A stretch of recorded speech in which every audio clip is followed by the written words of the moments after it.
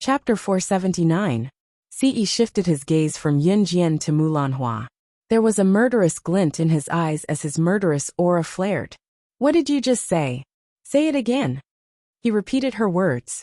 However, the tone that came out of his mouth was chilling. It was as if he would kill Mulanhua if she dared to say the same thing again. Mulanhua was also shocked by Ci's sudden change in demeanor. Her old bones trembled violently. The group of people who were watching the show were also frightened to the point that they quivered slightly.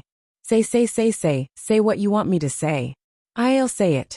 Mulanhua was so frightened by Ci's demeanor that she stuttered. However, Mulanhua was an old woman. If she didn't suffer any real pain, she wouldn't be afraid at all. Ce sneered when he saw Mulanhua's frightened look. This old woman actually wanted her to leave him. This was something that Ce would never allow to happen. Once he set his mind on someone, even if she died, she would be his. No one could take her away from him. He reached out and placed his slender fingers beside his belt. There was a pistol hidden here. Since this old woman had crossed his bottom line, he would not hold back anymore. Although it was troublesome to kill a person, it was just a matter of words for the Hun organization to destroy a person completely. And since when had he Ce ever restricted himself to anyone? Ce was just about to reach for his pistol when a pair of soft hands held him back. Glancing at her from the corner of her eyes, she saw Yun Jian's pretty face shaking from side to side. She meant to tell him not to kill. Seeing her gesture and the fact that her hand was still holding his, Ce's anger dissipated instantly, and he let go of her. Yun Jian did not stop Ce because she could not bear to see him kill. She had killed so many people in her previous life that she could pave a bloody path. She and he were walking on the same path. However, in front of Xiao Yunju, Yun Jian did not want him to relive the terrible scene. More importantly, it was New Year's Eve. According to Qin Yuru's words, they should celebrate the new year peacefully, so that everyone could be safe in the coming year. Mulanhua had no idea that she had just escaped with her life. She was now afraid of Ce. This was because the aura emitted by Ce frightened her. How shocking. Horrifying. Mulanhua fiercely glared at Ce, as well as Yun Jian and Xiao Yunju. She cursed as she dragged Wei Jin into the store. Mulanhua continued, Jin, let's go. Granny loves you. Granny will buy you a bunch of delicious food. Mulanhua was immensely pleased with herself when she said this. Wei Jin was a left-behind child. Mulanhua doted on Wei Jin and provided him with good food and drinks since he was young. Wei Jin's parents worked outside and only came back during the new year. At the same time, Wei Jin's parents worked at construction sites and received a high salary. Therefore, whatever Wei Jin wanted, Mulanhua never lacked for him. It could be said that Mulanhua's family was considered very rich in a town in 1998. Therefore, Mulanhua spoke with a deep sense of pride.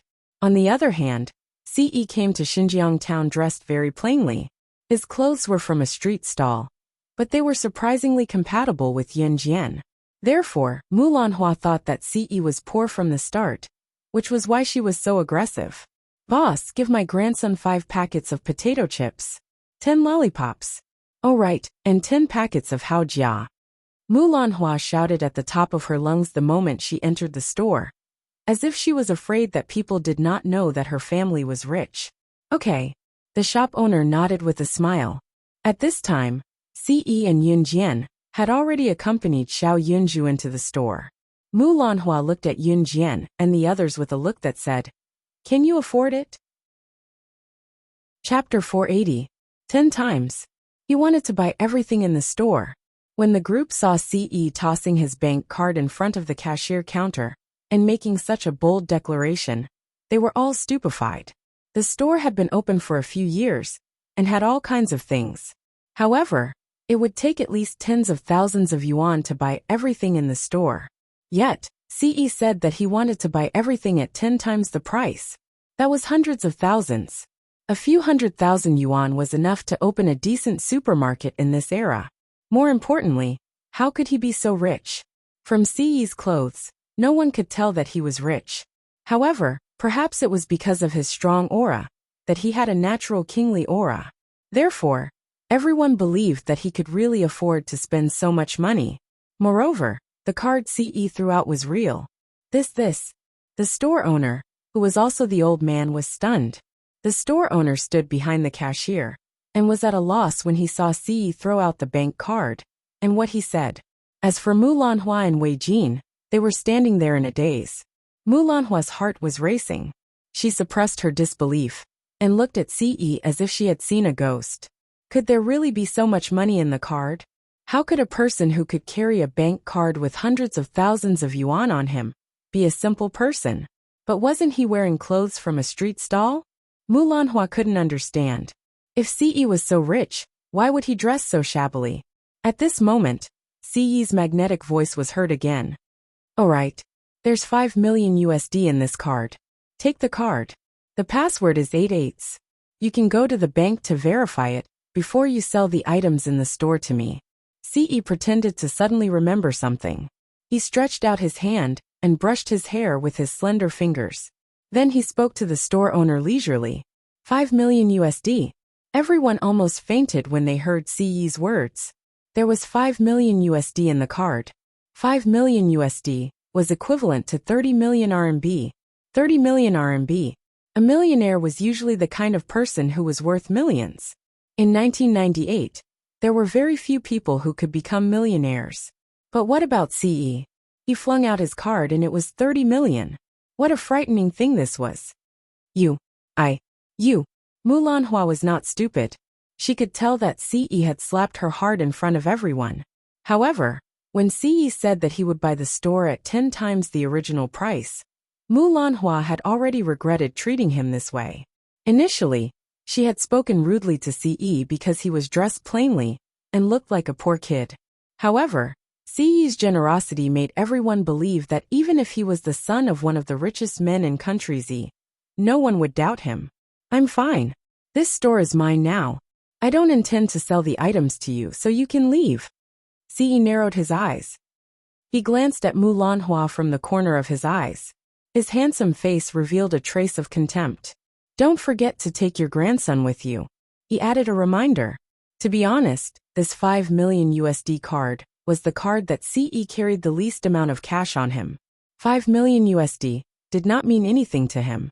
After all, the assassins in Anhun would never accept a mission that was less than 5 million USD. Chapter 481. Mulanhua was a wealthy old lady. Her greatest pride was that she had a son who knew how to earn money. Therefore, Mulanhua was like a rich old lady, dressing herself up to the nines every day. At the same time, Mulanhua would also look down on those who were not rich. Of course, during this period, she didn't forget to make friends with those rich ladies. Mulanhua was not polite to CE and Yunjian, but at this moment she was speechless. Granny, it hurts. Wei Jin was still a child. He did not even have the concept of large amounts of money. Seeing that Mulanhua did not stand up for him like she usually did, Wei Jin placed his hands on his buttocks and cried at Mulanhua.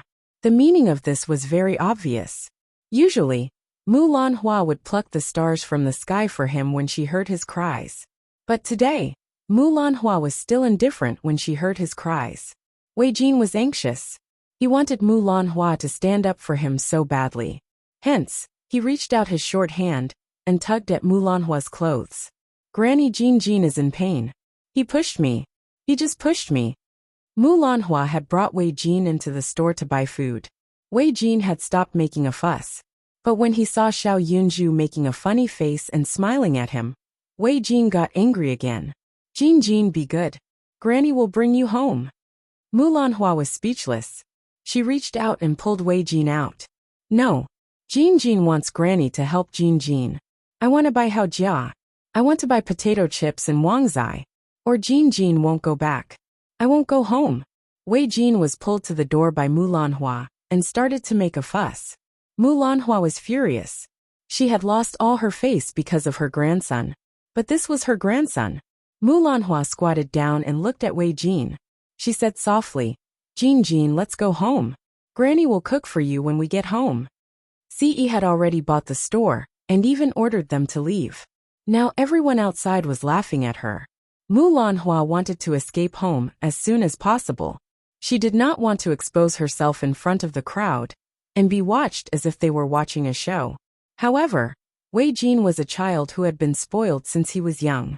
With Mulanhua's tug, Wei Jin became even more displeased. Wei Jin grabbed onto the door frame and refused to let go. Wei Jin cried and shouted, "No, no! Granny, I want to eat, I want to eat! Buy it for me, buy it for me! Jin, listen to me!" Mulanhua bent down to pull Wei Jin.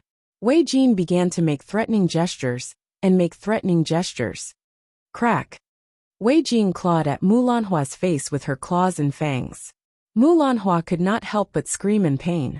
In the next second, everyone saw a very deep fingernail mark on Mulanhua's cheek, where Wei Jin's sharp nails had scratched. Fresh blood quickly flowed out from the fingernail imprint. There wasn't much blood, but after all, he had grabbed her cheeks. The face was the most important part of a woman. Even though Mulanhua was old, she still cherished her face. Mulanhua suddenly screamed in pain. She reached out and touched a pool of blood on her face caused by Wei Jin's scratch. Then, she pounced on Wei Jin like a madwoman. She muttered, "Granny dotes on you so much, but you're still acting like a granny. Do you have a conscience? Do you have a conscience?" Mulanhua doted on her grandson, but she loved herself more. Chapter 482. Mulanhua pounced on him. She was really punching and kicking her grandson. Everyone in town knew that Mulanhua loved her grandson dearly. However, no one knew that she loved her grandson more. If she had to choose between her grandson and herself, Mulanhua would definitely choose herself. What was the point of doting on her grandson? Wasn't it because she was afraid that no one would take care of her when she grew old? From Mulanhua's perspective, her granddaughter was most likely a good-for-nothing. After a woman got married, she was like spilled water that could not be taken back. Hence, Mulanhua gave her heart to Wei Jin. Her motive was obvious. She wanted her grandson to take care of her when she grew old, and needed someone to take care of her for the rest of her life. Unfortunately, Wei Jin had just done something that Mulanhua couldn't accept. He had scratched her face. Mulanhua was dressed to the nines. She was already in her 50s and 60s, but she could still do this. It was obvious that she cared a lot about her appearance. That deep claw mark had scratched Mulanhua, and also exhausted her last bit of patience. That was why she attacked her grandson Wei Jin, and lost control of her emotions. Her face, such a deep claw mark. Even if it could recover in the future, it would probably leave a scar. The surrounding people were dumbfounded when they saw Mulanhua, who usually doted on her grandson, pounce on Wei Jin and pinch him while scolding him. Mulanhua was hitting Wei Jin as hard as she usually doted on him. Wei Jin was so scared that his whole body was shaking like a sieve. He looked at his grandmother in horror. For the first time, he felt that this shrewish grandmother in front of him was not like the grandmother he used to know. In the end, the surrounding people could not stand it anymore and pulled Mulanhua away. Wei Jin was so scared that he curled up and did not say another word. In the end, Wei Jin's mother heard about the incident and rushed to the store to take Wei Jin and Mulanhua away. The farce ended, but it was not hard to see that after today, the topic of Mulanhua doting on her grandson would change. The shop owner, who had been silent all this while, held Siyi's bank card in his hand. He finally had a chance to speak and asked Siyi, "This card. Take the card, go to the bank to verify it, and get the money. Bring everything in the shop to this address." Siyi reached out and used his slender fingers to pick up a broken black pen by the cashier's counter. Then, he took a piece of white paper from the table and quickly wrote down an address before handing it to the shop owner. The shop owner was stunned. He took the card and frowned at Siyi. "Young man, aren't you afraid that I'll take all the money in this card if you tell me the password?" "Of course I trust you." Siyi smiled nonchalantly. The shop owner's heart warmed. He laughed loudly and accepted the card and address. Then he promised Siyi, "I, old Zhang, have been doing business for so many years and have never been greedy. Don't worry, I won't take a single cent of the extra money in the card. I'll send the item to you." "Okay," Siyi smiled. In the end, Xiao Yunju picked a few packets of Lay's potato chips for himself. He could not eat that much even if he played with them. Besides, Ce had bought the entire store. In the future, Xiao Yunju would have everything he wanted. After Xiao Yunju bought the snacks, the three of them quickly returned to Zhang Meihua's house. On the way back, they saw that Wei Jin's front door was tightly shut. Needless to say, there was already a huge commotion going on. Chapter 483. The moment Yun Jian smiled sweetly, Ce caught sight of it. He smiled silently and raised his eyebrows. Yun Jian and Ce brought Xiao Yunju back to Zhang Meihua's house. Qin Yiru and Ge Junjian had already started chatting happily. When Yun Jian opened the door and walked in, Qin Yiru and Ge Junjian didn't feel anything was wrong. The conversation between Qin Yiru and Ge Junjian was akin to complaining about her years of suffering to the other party. Finally, the heavy burden in her heart was released. All these years, whether it was Qin Yiru or Ge Junjian, they had hidden their hearts in the deepest part of their hearts and didn't let others find out. But just now, the two of them had a heart-wrenching conversation. Since they were outsiders, it didn't matter even if they revealed everything. So Qin Yiru and Ge Junjian chatted happily. At this moment, Yun Jian, Ce, and Xiao Yunju returned. "You're back?" Qin Yiru asked when she saw Yun Jian and the other two walk in. "Yeah." Yun Jian nodded. At this moment, Xiao Yunju, who was standing between Yun Jian and Ce and holding their hands, was already a little drowsy.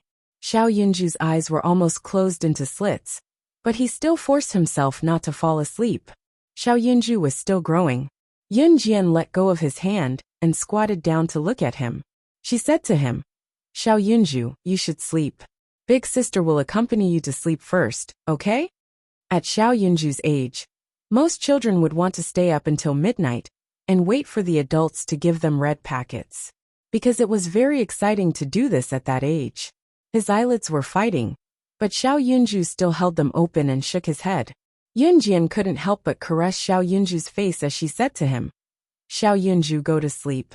When you wake up, you'll be able to wear new clothes and receive the red packet from brother Ce. If you don't sleep now, you won't get any red packets." Yun Jian said in an enticing tone. However, Yun Jian's guidance was indeed effective. "No, then Xiao Zhu will go to sleep." Xiao Yunju naughtily slipped away from Yun Jian and ran upstairs. "Xiao Zhu, be careful." Qin Yiru saw Xiao Yunju jumping up the stairs, so she went up to protect him. When Qin Yiru was at home, Xiao Yunju usually slept with her. Yun Jian breathed a sigh of relief at once. She suddenly felt that children weren't so easy to coax.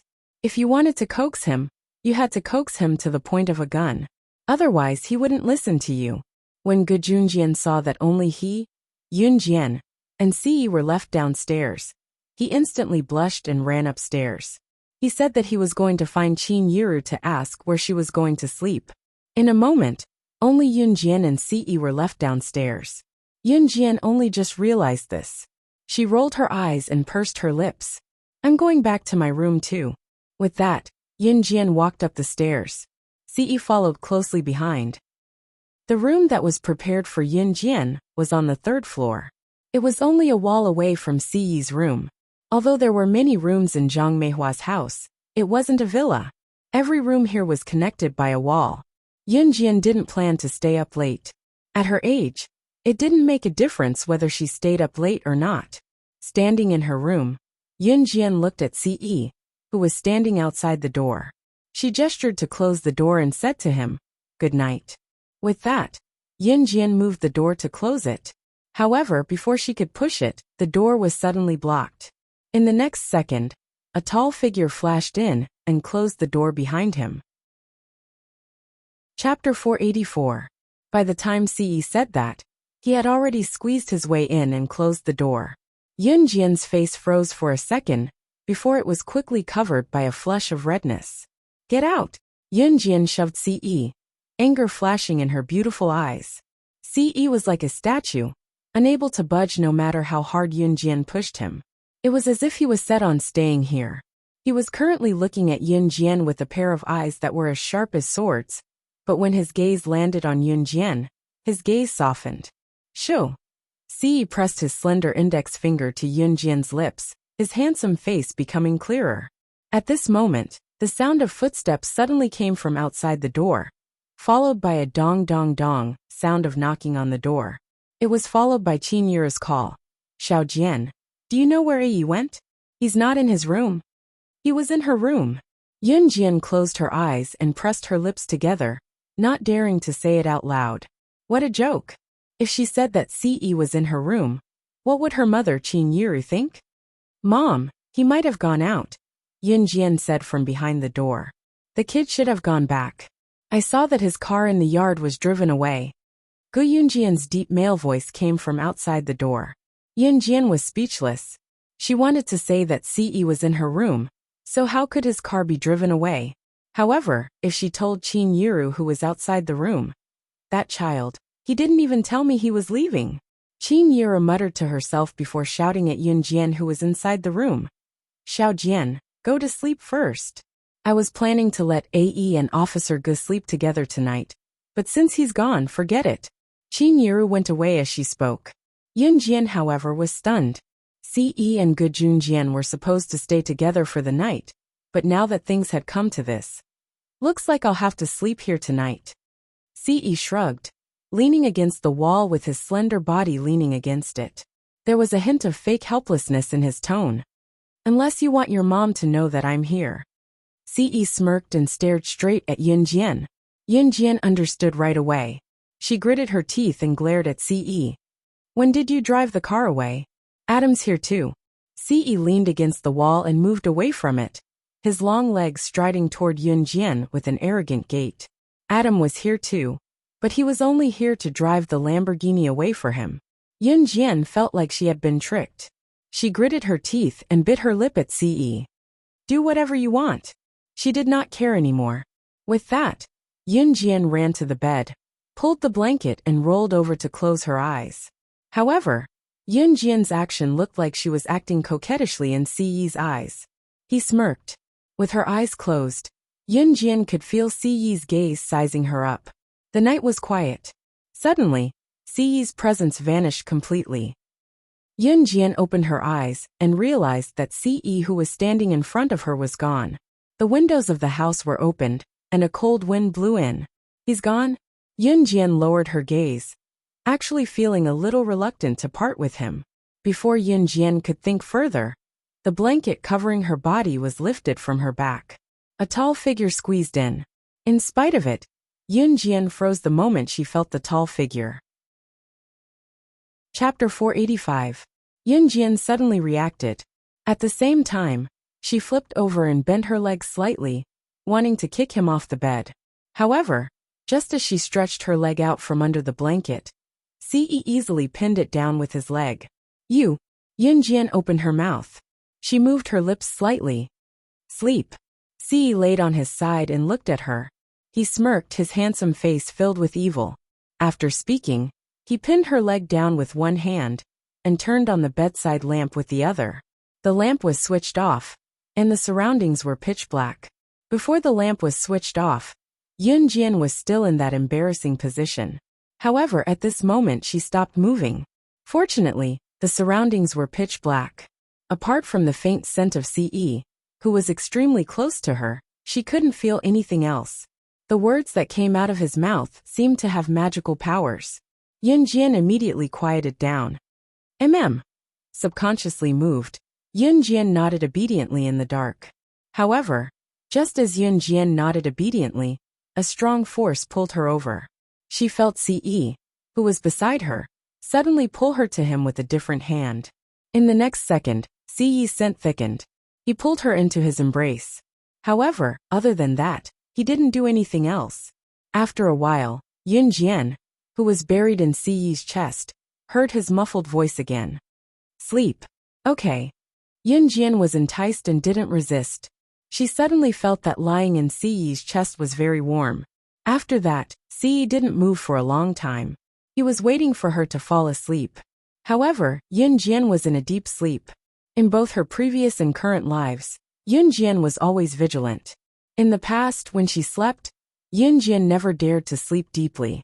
Sleeping too deeply was a taboo for secret agents. This was what Lin Wei, an Hun's instructor who trained Yun Jian, had said.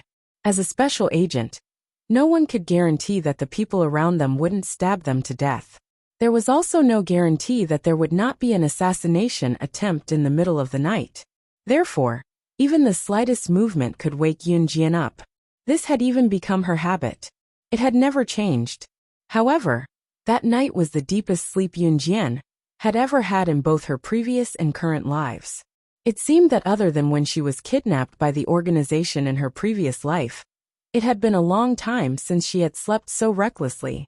The next day, Ce didn't move at all, and let Yunjian snuggle up to her for the night. After he got up, he carefully protected Yunjian, as if she was a priceless treasure, and slowly placed her upright.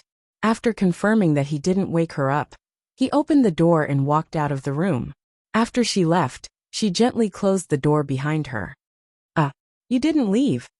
Just as Ce walked out of Yunjian's room, a surprised exclamation came from behind him.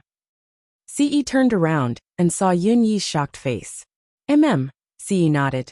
Did that mean that he slept in the same room as his sister last night? Yunyi's lips twitched, feeling like the sister she had protected since she was young had been snatched away. However, it was Ce who had snatched her sister away, so it was fine. Qin Yuru, who had gone to the market to buy groceries early in the morning, was surprised to see Ce standing there. Hey, you didn't leave? Or did you go yesterday? She thought that Ce had already left in his car. Chapter 486. Qin Yuru nodded, not suspecting anything as she asked, Is Xiaojian awake? No. Ce answered before Yunyi could say anything. How do you know? Qin Yuru almost blurted out the question. Ce slept with Yunyi. How could he be so sure that Xiaojian was not awake? Moreover, Yunjian never lazed in bed. In the past, Yunjian would wake up early in the morning for a morning run. Now, it was almost noon and she was still in bed. Qin Yuru was not dumb. She found it odd as well. Cough, we knocked just now but no one answered.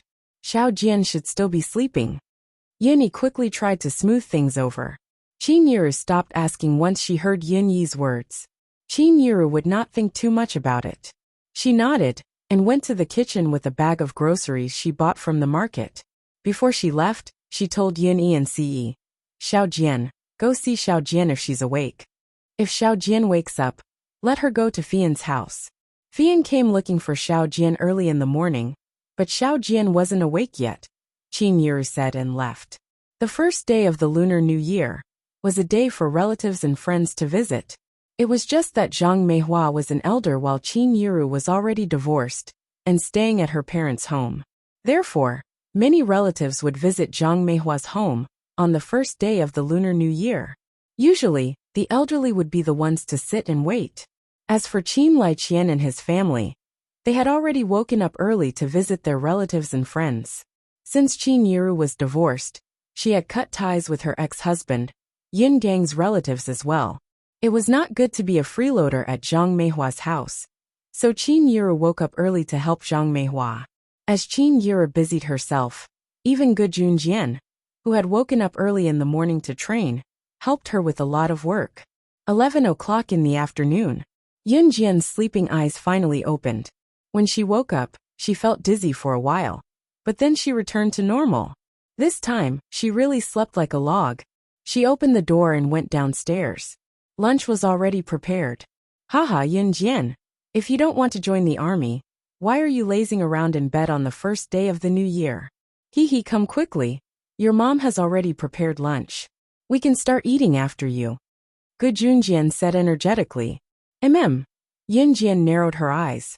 She saw Ce sitting next to her brother, Yunyi, and walked over. In fact, before Yunjian woke up, many relatives had already come to visit her. At this time, a few relatives stayed behind to eat lunch with everyone. After Yunjian finished lunch, she heard that Lu Fian came to her house to look for her. She knew that she had slept too deeply last night. This was probably the first time he woke up so late. So she packed up and ran to find Lu Fian. Of course, Ce had followed her all the way. When Yunjian arrived at Lu Fian's house, she saw the latter standing with a group of friends. Xiaojian. Lu Fian called out excitedly the moment she saw Yunjian. Yunjian went over with a press of lips. The group standing beside Lu Fian noticed Yin Jian as well. Yin Jian. Haha. It's really you. Standing in front of Lu Fian was Li Xiangyi and others from Xinjiang Town's high school basketball team. When she had just been reborn, Li Xiangyi and the rest were considered Yin Jian's first batch of friends. When they parted, they had promised to meet up in Longmen City after they got into high school together. When Yin Jian came back to Xinjiang Town to visit Lu Fian, Li Xiangyi and the rest had come to look for Yin Jian when they heard the news. However, they missed the opportunity. Chapter 487. You guys are here too? Yin Jian raised her brow and asked the basketball team members whom she had not seen for a long time. Today was the first day of the Lunar New Year. Usually, students would follow their parents to visit their relatives and get free meals. Yin Jian was surprised that Li Xiangyi and the rest did not go out to visit. Isn't that so? We're staying at home to see you. Yin Jian, do you know how difficult it is for us to see you? You didn't even tell us when you came back the last time, causing us to make a trip to Lu Fian's house for nothing. Li Xiangyi was visibly agitated as he spoke passionately, looking at Yin Jian. Even Ce, who stood out beside Yin Jian, was mercilessly ignored. In spite of it, Ce did not show any dissatisfaction. He could see that Li Xiangyi and the rest of the basketball team only had admiration for Yin Jian. Last time when we heard that you were back, we rushed to Lu Fian's house as fast as we could. In the end, we didn't expect that you would just leave. Wuxia was also quite happy. He stood beside Li Xiangyi and helped to speak up. It looked like the basketball team was thrilled to see Yin Jian again. Xiao Jian, the incident last time has been resolved. My dad injured someone by accident and paid compensation with the female teacher. He's out of the police station now. Lu Fian went to Yin Jian and told her about the incident last time when everyone was done talking. Her father would not go to jail as long as he was forgiven by the other party. Killing by accident and killing on purpose were different in the eyes of the law. Even if he had to go to jail, it would not be more than a few months. In spite of it, compensation was a given. The compensation to the victim's family was not small either. Now that the female teacher who bumped into Lu Fian's father was paying the compensation as well, the pressure on the Lu family was not as great as before. This was the best outcome that Lu Fian and her mother could imagine. Xiao Jian, my mom told me today that I have to invite you to my house for dinner no matter what. Lu Fian invited Jian Yiling after that. Mother Lu's gratitude naturally could not be described with words. Yin Jian did not argue and immediately nodded. Okay. Since Mother Lu was grateful to her, she would naturally accept it. Lu Fian grinned.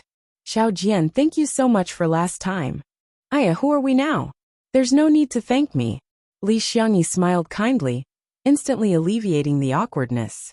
It was only then that Li Xiangyi noticed Ce, who was standing beside Yin Jian. Li Xiangyi's thick eyebrows moved up and down. He walked over to Ce and asked Yin Jian, Yo, who is this? Yin Jian, are you enlightened? You even brought a man back. As Li Xiangyi spoke, he studied Ce from head to toe. Yeah, Xiao Jian, who's he? Lu Fian asked at the same time when she noticed Ce, who had been quiet all this while. Thus, the group quickly turned their attention to Ce. They would not have known if they did not look, but once they did, they held their breaths.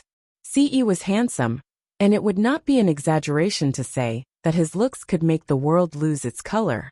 Even Li Xiangyi and his friends who were also men could not help taking a closer look at Ce. Her man. Before Yin Jian could say anything, Ce summed it up with 3 words that were rather infuriating. Whose man? Yin Jian's man. Chapter 488. Just as Ce said that, Yin Jian gave him a little push. Yin Jian looked at the group with a smile, the sweetness on her lips unmistakable. Haha. With one glance, Lu Fian knew that Yin Jian and Ce were definitely up to something. Thus, Lu Fian moved closer to Yin Jian and asked with a grin, Xiao Jian, what happened to you when I wasn't around? Her Xiao Jian had found a man behind her back. Yin Jian glanced at Lu Fian from the corner of her eyes and blinked. After a moment, she smirked and flicked Lu Fian's forehead softly under everyone's expectant gaze. Take a guess. Lu Fian was dumbfounded before she pouted, Before Lu Fian could say anything, however, Li Xiangyi's voice rang. All right, let's take a stroll in town now, haha. Although they were going for a stroll, Li Xiangyi actually wanted to bring Yun Jian to Xinjiang town's basketball court and ask her to teach more basketball skills to his team while Yun Jian was still around. It was not hard to tell that Li Xiangyi and his group were basketball fans. Yun Jian saw through Li Xiangyi's intention as well. She looked down, as if afraid that Lu Fian would continue asking her about what she said just now. She quickly answered, Amen, let's go. After saying that, she lifted her leg and walked forward. Ce caught up when she saw her moving forward, maintaining her position beside Yun Jian. Haha, they're up to something. Lu Fian snickered at Li Xiangyi and ran after Yun Jian. Li Xiangyi and the others scratched their heads. And in the end, they seemed to have figured it out. They followed the direction that Yun Jian and Ce went. Li Xiangyi even ran to the front to lead the way. In the end, Li Xiangyi led the group to the only outdoor gym in Xinjiang town. The only outdoor gym in Xinjiang town was set up near the town's government building.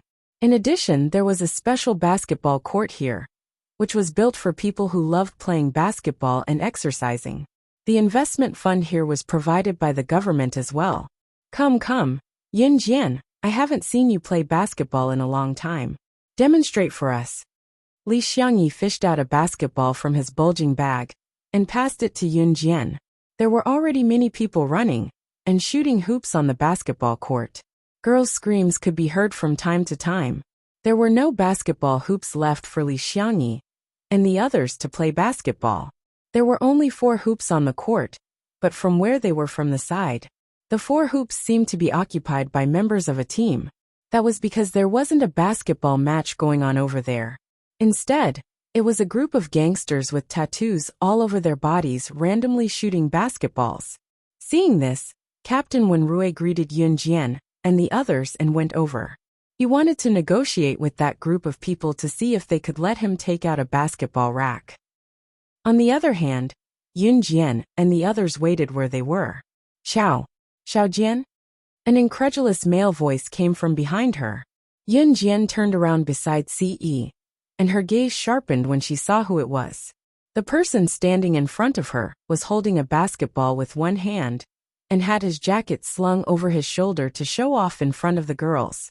He was Yuan Ingjun, whom she had not seen for a long time. He was also the indirect culprit of the original owner's death. Yuan Ingjun was thrilled when he saw Yun Jian.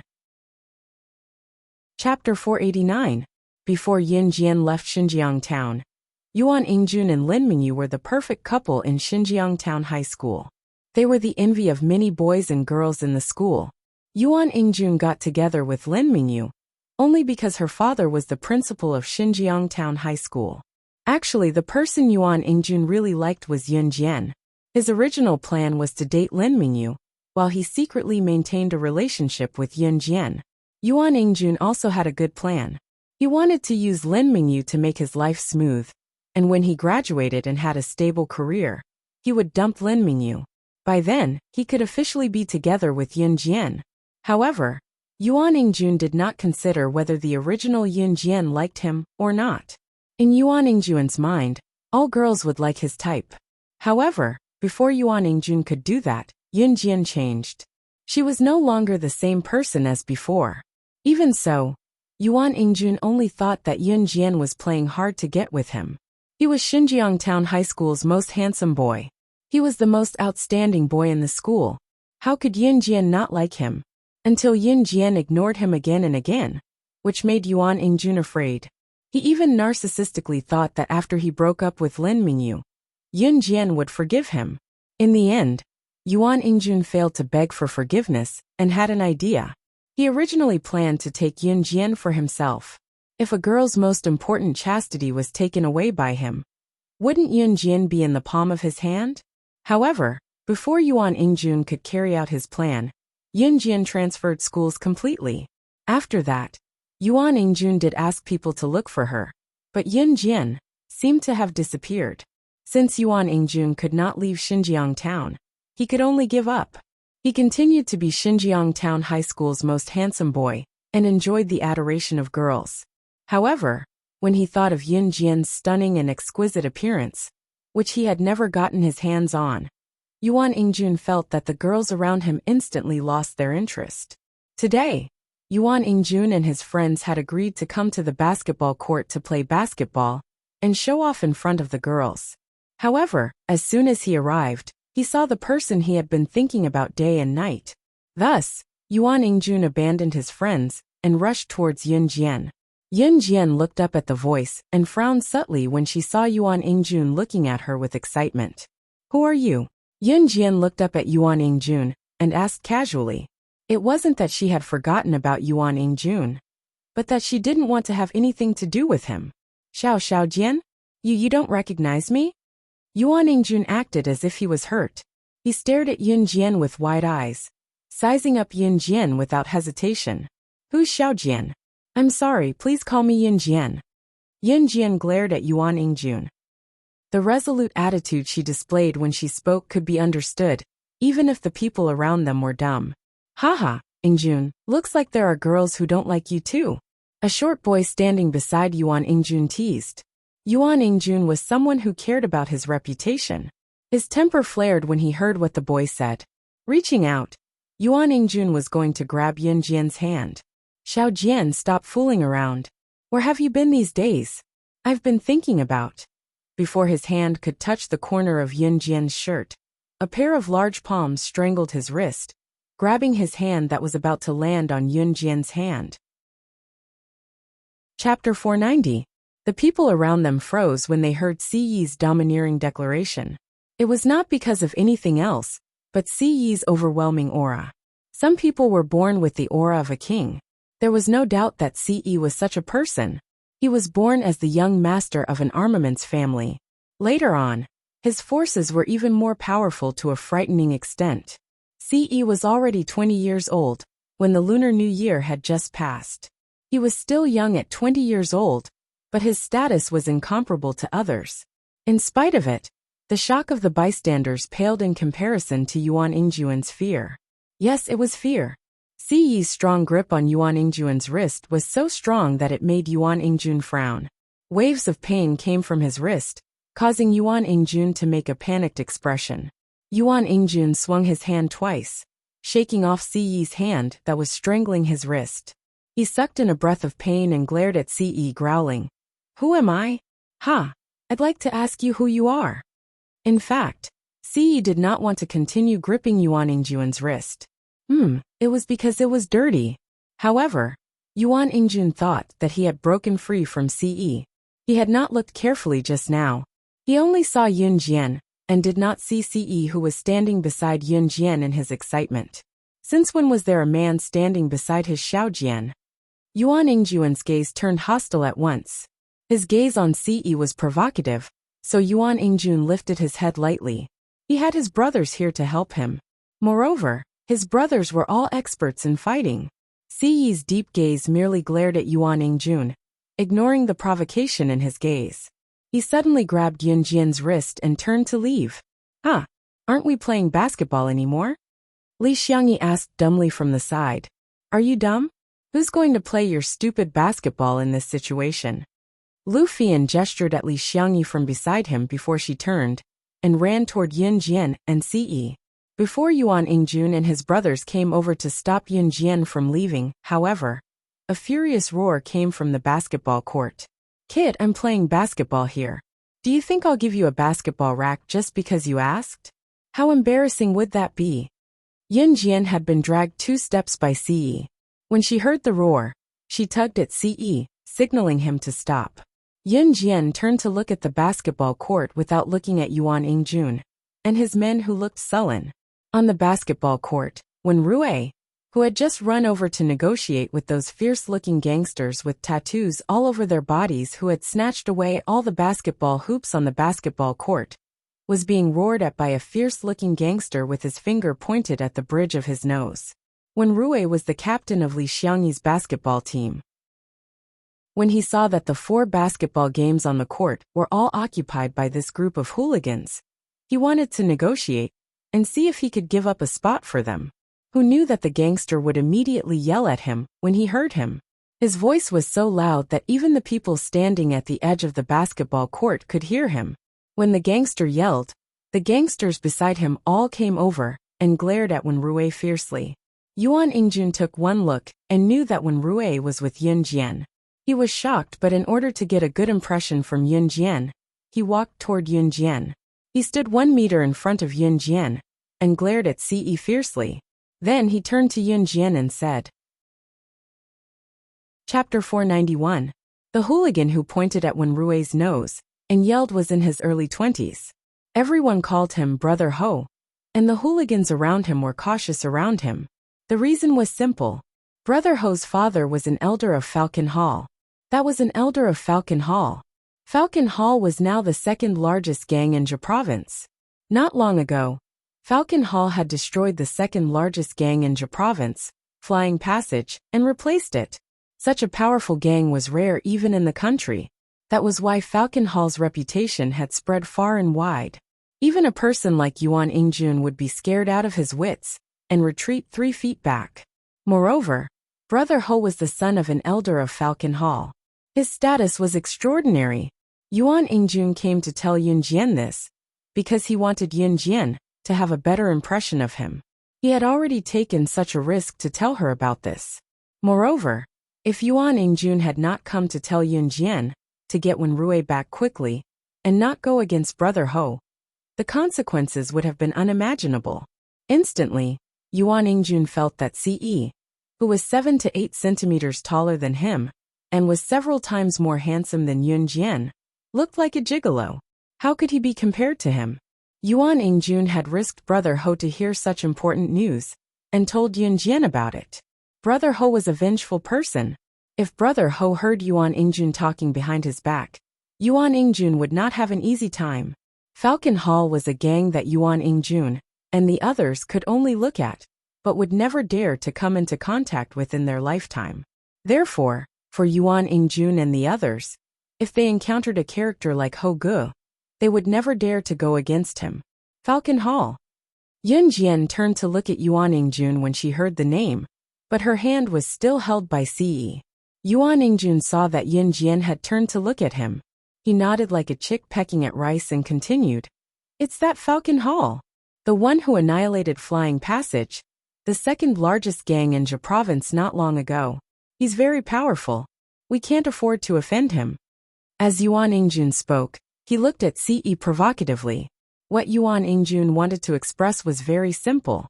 He only thought that Ce was a gigolo. Wasn't he just a little more handsome, a little fairer, and a little taller than her 1.77 meters? Could he be more knowledgeable than himself?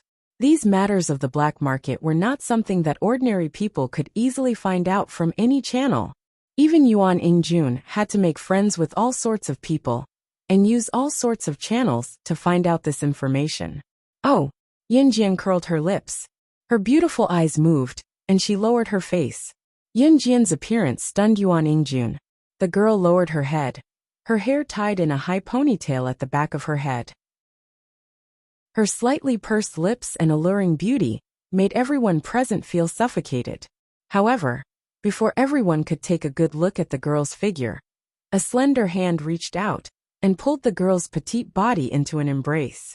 Yun Jian was pulled into Ce's embrace without a word. His woman was not someone that others could spy on just because they wanted to. Even if it was her every move, he was not allowed to. Chapter 492. Where Ho Gu pointed, he even skipped Yuan Ingjun and the others. Yuan Ingjun and the others were shocked. Oh no, Ho Gu must have thought that they were in cahoots with Wenrui. Then wouldn't they be done for? Yuan Ingjun, you've gotten us into trouble. The short boy standing next to Yuan Ingjun yelled at him in fear. His tone was full of resentment. Don't blame me, Yuan Ingjun said hastily in shock. Just as he spoke, however, he regretted it. Didn't he just say what was in his heart? Was he not blaming Yun Jian's people for provoking Ho Gu and getting dragged into this because he was talking to Yun Jian just now? She did not care about anything else. But if Yun Jian misunderstood and blamed her, would she not have a chance anymore? Xiao Jianai. Yuan Ingjun wanted to explain. Shut up. Before he could finish, he was intimidated by Yun Jian's growl. Yin Jian's sharp gaze swept toward Yuan Ingjun. The latter was startled by Yin Jian's glare. He could not help recalling the scene of Yin Jian strangling a cobra to death with a single hand, and her frighteningly nimble movements. Yuan Ingjun shuddered. By then, Hou Gu and his men had already captured Wenrui and surrounded Yun Jian and the others. At the same time, Hou Gu strutted over. Hou Gu and his men were tattooed on all the exposed parts of their bodies, and each of them looked majestic. They jogged over and surrounded Yun Jian and the others. It was like a gang fight in the movies. Yuan Ingjun was dumbfounded. He swallowed the saliva of both of them.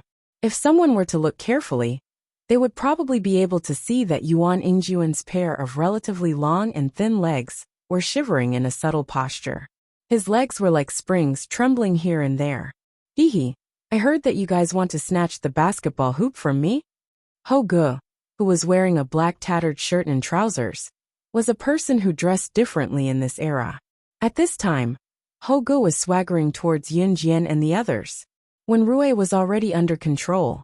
No, Brother Hou, we're not trying to steal your basketball hoop. We're not on the same side as them. The short boy on Yuan Ingjun's side explained to Hou Gu in fear. Shut up. Hou Gu narrowed his eyes and looked at Yun Jian, then at Lu Fian. After a while, he turned to the short boy beside Yuan Ingjun and growled. The short boy was so scared that his whole body trembled. He really shut his mouth. Two beauties, do you want to play basketball? After Hou Gu saw Yun Jian and Lu Fian clearly, his eyes gradually turned from hostility to lust. Why were Hou Ji's group playing basketball on the field? Their goal was similar to Yuan Ingjun's group. They didn't really want to play basketball. They just wanted to act cool in front of the girls. Yun Jian and Lu Fian didn't even look at Hou Gu. Hou Gu clicked his tongue and became even more excited. He said bluntly, Hey, two little girls, how about this? If you two accompany me tonight, I'll be merciful and let you guys go. These harsh words made Yun Jian and Ce frown at the same time. However, before Ce and Yun Jian could make a move, Yuan Ingjun's voice was heard again. Just, as long as they accompany you tonight, Brother Hou, will you let us go? Yuan Ingjun's weak voice was heard. Yuan Ingjun was very afraid of Hou Gu. He heard that not long ago, someone offended Hou Gu and had his finger chopped off. He was afraid that he would be implicated. Chapter 493. Yuan Ingjun made it sound like he and Yun Jian were a couple, and Ce was just an insignificant person. What did he mean by asking his woman to accompany this Hou Gu? Ce frowned, his sharp gaze fixed on Yuan Ingjun's face. Before Yun Jian could reply to Yuan Ingjun, and before Ce could make a move, Lu Fian spoke to Yuan Ingjun on behalf of Yun Jian angrily. Bah! Shameless, you scumbag! Don't compare my Xiao Jian to you. You don't deserve it. Lu Fian had always been on Yun Jian's side. Lu Fian's words made Yuan Ingjun very dissatisfied. He looked at Lu Fian with disgust and even retorted. Who do you think you are? I'm asking Xiao Jian to accompany him, not you. You. As he spoke, Hou Gu was already looking at Yun Jian with a gaze that said he was sure he could get it. His gaze roamed over Yun Jian blatantly, making one's hair stand on end just by looking at his heated gaze. Before Hou Gu could finish persuading Yun Jian with Yuan Ingjun, Ce's voice rang harshly again. Don't let me hear you slander her again and you'll die. Yuan Ingjun and Hou Gu shuddered when they heard the voice and slowly turned their gazes to Ce. The moment they saw Ce clearly, they were both stunned. Then the emotions of shock, fear, terror, and horror overwhelmed him. A pistol had appeared in Ce's hand out of nowhere. The silver pistol looked classy and classy. Ce's slender hand gripped the gun, his finger curling slightly as it hooked onto the trigger. The muzzle of the gun was pointed at Yuan Ingjun's head. Gun! Gun! Gun! Ce had a real gun. When Yuan Ingjun and his men realized what was going on, they were scared out of their wits at the same time. Ce looked like he was in his 20s, but he had a gun. It was something that even regular triads could not get their hands on. Coupled with what Ce had said just now, Yuan Ingjun and his men were all stunned.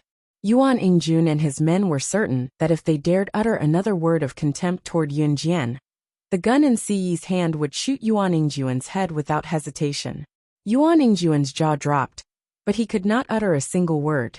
At this moment, even Ho Ge was so scared that he stopped breathing. The reason why Ho Ge was so powerful in this generation was because his father was an elder of Falcon Hall. But even if his father was an elder of Falcon Hall, he did not have a gun. Compared to these men, Lu Fian, Li Xiangyi, and the others were terrified as well. They did not expect Ce to have a gun. This was smuggling firearms. Before Ce could do anything, a plop was heard. Everyone was stunned again as Yuan Ingjun, who was full of confidence earlier, suddenly knelt down in front of Ce. Don't kill me. I was wrong. I'll give Yin Jian back to you. She's yours, I don't want her anymore. No, don't kill me. Yuan Ingjun looked at the gun in Ce's hand in horror as he knelt down and begged Ce for mercy. In Yuan Ingjun's mind, beauties were important. However, how could they be more important than his own life? Moreover, he only wanted to play with Yin Jian. He planned to throw her away once he got tired of her. Chapter 494. I'll say this again. There's nothing between you and me. There's no such thing as returning the favor. If you spout nonsense again in the future, this will be your end. Before Yuan Ingjun could finish, Yin Jian snatched the gun from Ce's hand. Ce allowed her to snatch the gun from his hand. After Yin Jian finished speaking, she pulled the trigger with her index finger and shot Yuan Ingjun, who was kneeling on the ground. TSK. Because it was a silencer, there was no need to worry about the loud noise that would attract attention. Yuan Ingjun, a grown man, was so frightened by Yin Jian's sudden attack that he shrieked in pain. He never thought that Yin Jian would snatch Ce's gun and shoot at him. Ho Ge and the others who were standing at the side shivered violently. She actually dared to shoot. At that moment, the bullet fired from the silencer grazed past Yuan Ingjun's head with a distance of 0.1 centimeters. Kacha! The sound of metal being pierced was heard. Everyone turned around to look. Next to the concrete floor of the basketball court, there was a small hole in the pile of ordinary steel fences that had been shot by the bullet just now. The hole that had been shot through was still filled with a wisp of smoke from the gunpowder. Everyone couldn't help but gulp at this scene. If the bullet hadn't brushed past Yuan Ingjun's head, but had instead pierced right through his head, everyone's hearts couldn't help but tremble at the thought of this. Yuan Ingjun shrieked. The school hunk aura that he put on in the past completely disintegrated at this moment. Even the people who came with Yuan Ingjun were shocked by Yuan Ingjun's cowardice. Yin Jian never thought of shooting Yuan Ingjun to death. It was the first day of the new year, and she didn't want to become a well-known figure so soon. However, Yin Jian didn't return Ce's gun to him. She turned her head slightly to look at Ce, and saw that he was looking at her with a gentle gaze. His gaze seemed to say that no matter what she did, he would stand behind her and support her unconditionally. Yin Jian pursed her lips, and suddenly felt that she had nothing else to worry about. Suddenly, Yin Jian turned her sharp eyes to Ho Ge. Her sharp eyes were also sizing up Ho Ge. Ho Ge trembled under his stare. Why are you looking at me like that? If Ho Ge looked at Yin Jian, as if she was a beauty at the beginning, then at this time, it was completely different. She even fired a gun just like that. This woman was too terrifying. Your father is an elder of Falcon Hall? What's his name? Yin Jian tilted her head and looked at Ho Ge in a perverse manner. This question made Brother Ho shudder. What do you want? Ho Ge was a little hesitant and didn't say it out loud. Nothing. Yin Jian twirled the gun in her hand. It seems like you want to have a taste of my gun too. Yin Jian threatened as she held the gun in her hand. This scene made Brother Ho's heart skip a beat. Ho Ge immediately shouted, Duan Lei, my father is Duan Lei. It's him? Hearing this name, Yin Jian narrowed her eyes and asked, Ho Ge was actually Duan Lei's son? And Duan Lei was also Su Zetian's subordinate. He even had some dealings with Yin Jian. Who would have thought that Duan Lei, an honest man, would have such an unkind child? You know my father? Ho Ge panicked when Yin Jian acted as if she knew his father. He had done so many bad things. If his father found out, he would definitely kill him. Then who are you? Ho Ge mustered up his courage and asked. Chapter 495. Yin Jian. Hogo murmured. His instincts told him that she was not simple. How could a woman who could shoot people with a gun be simple?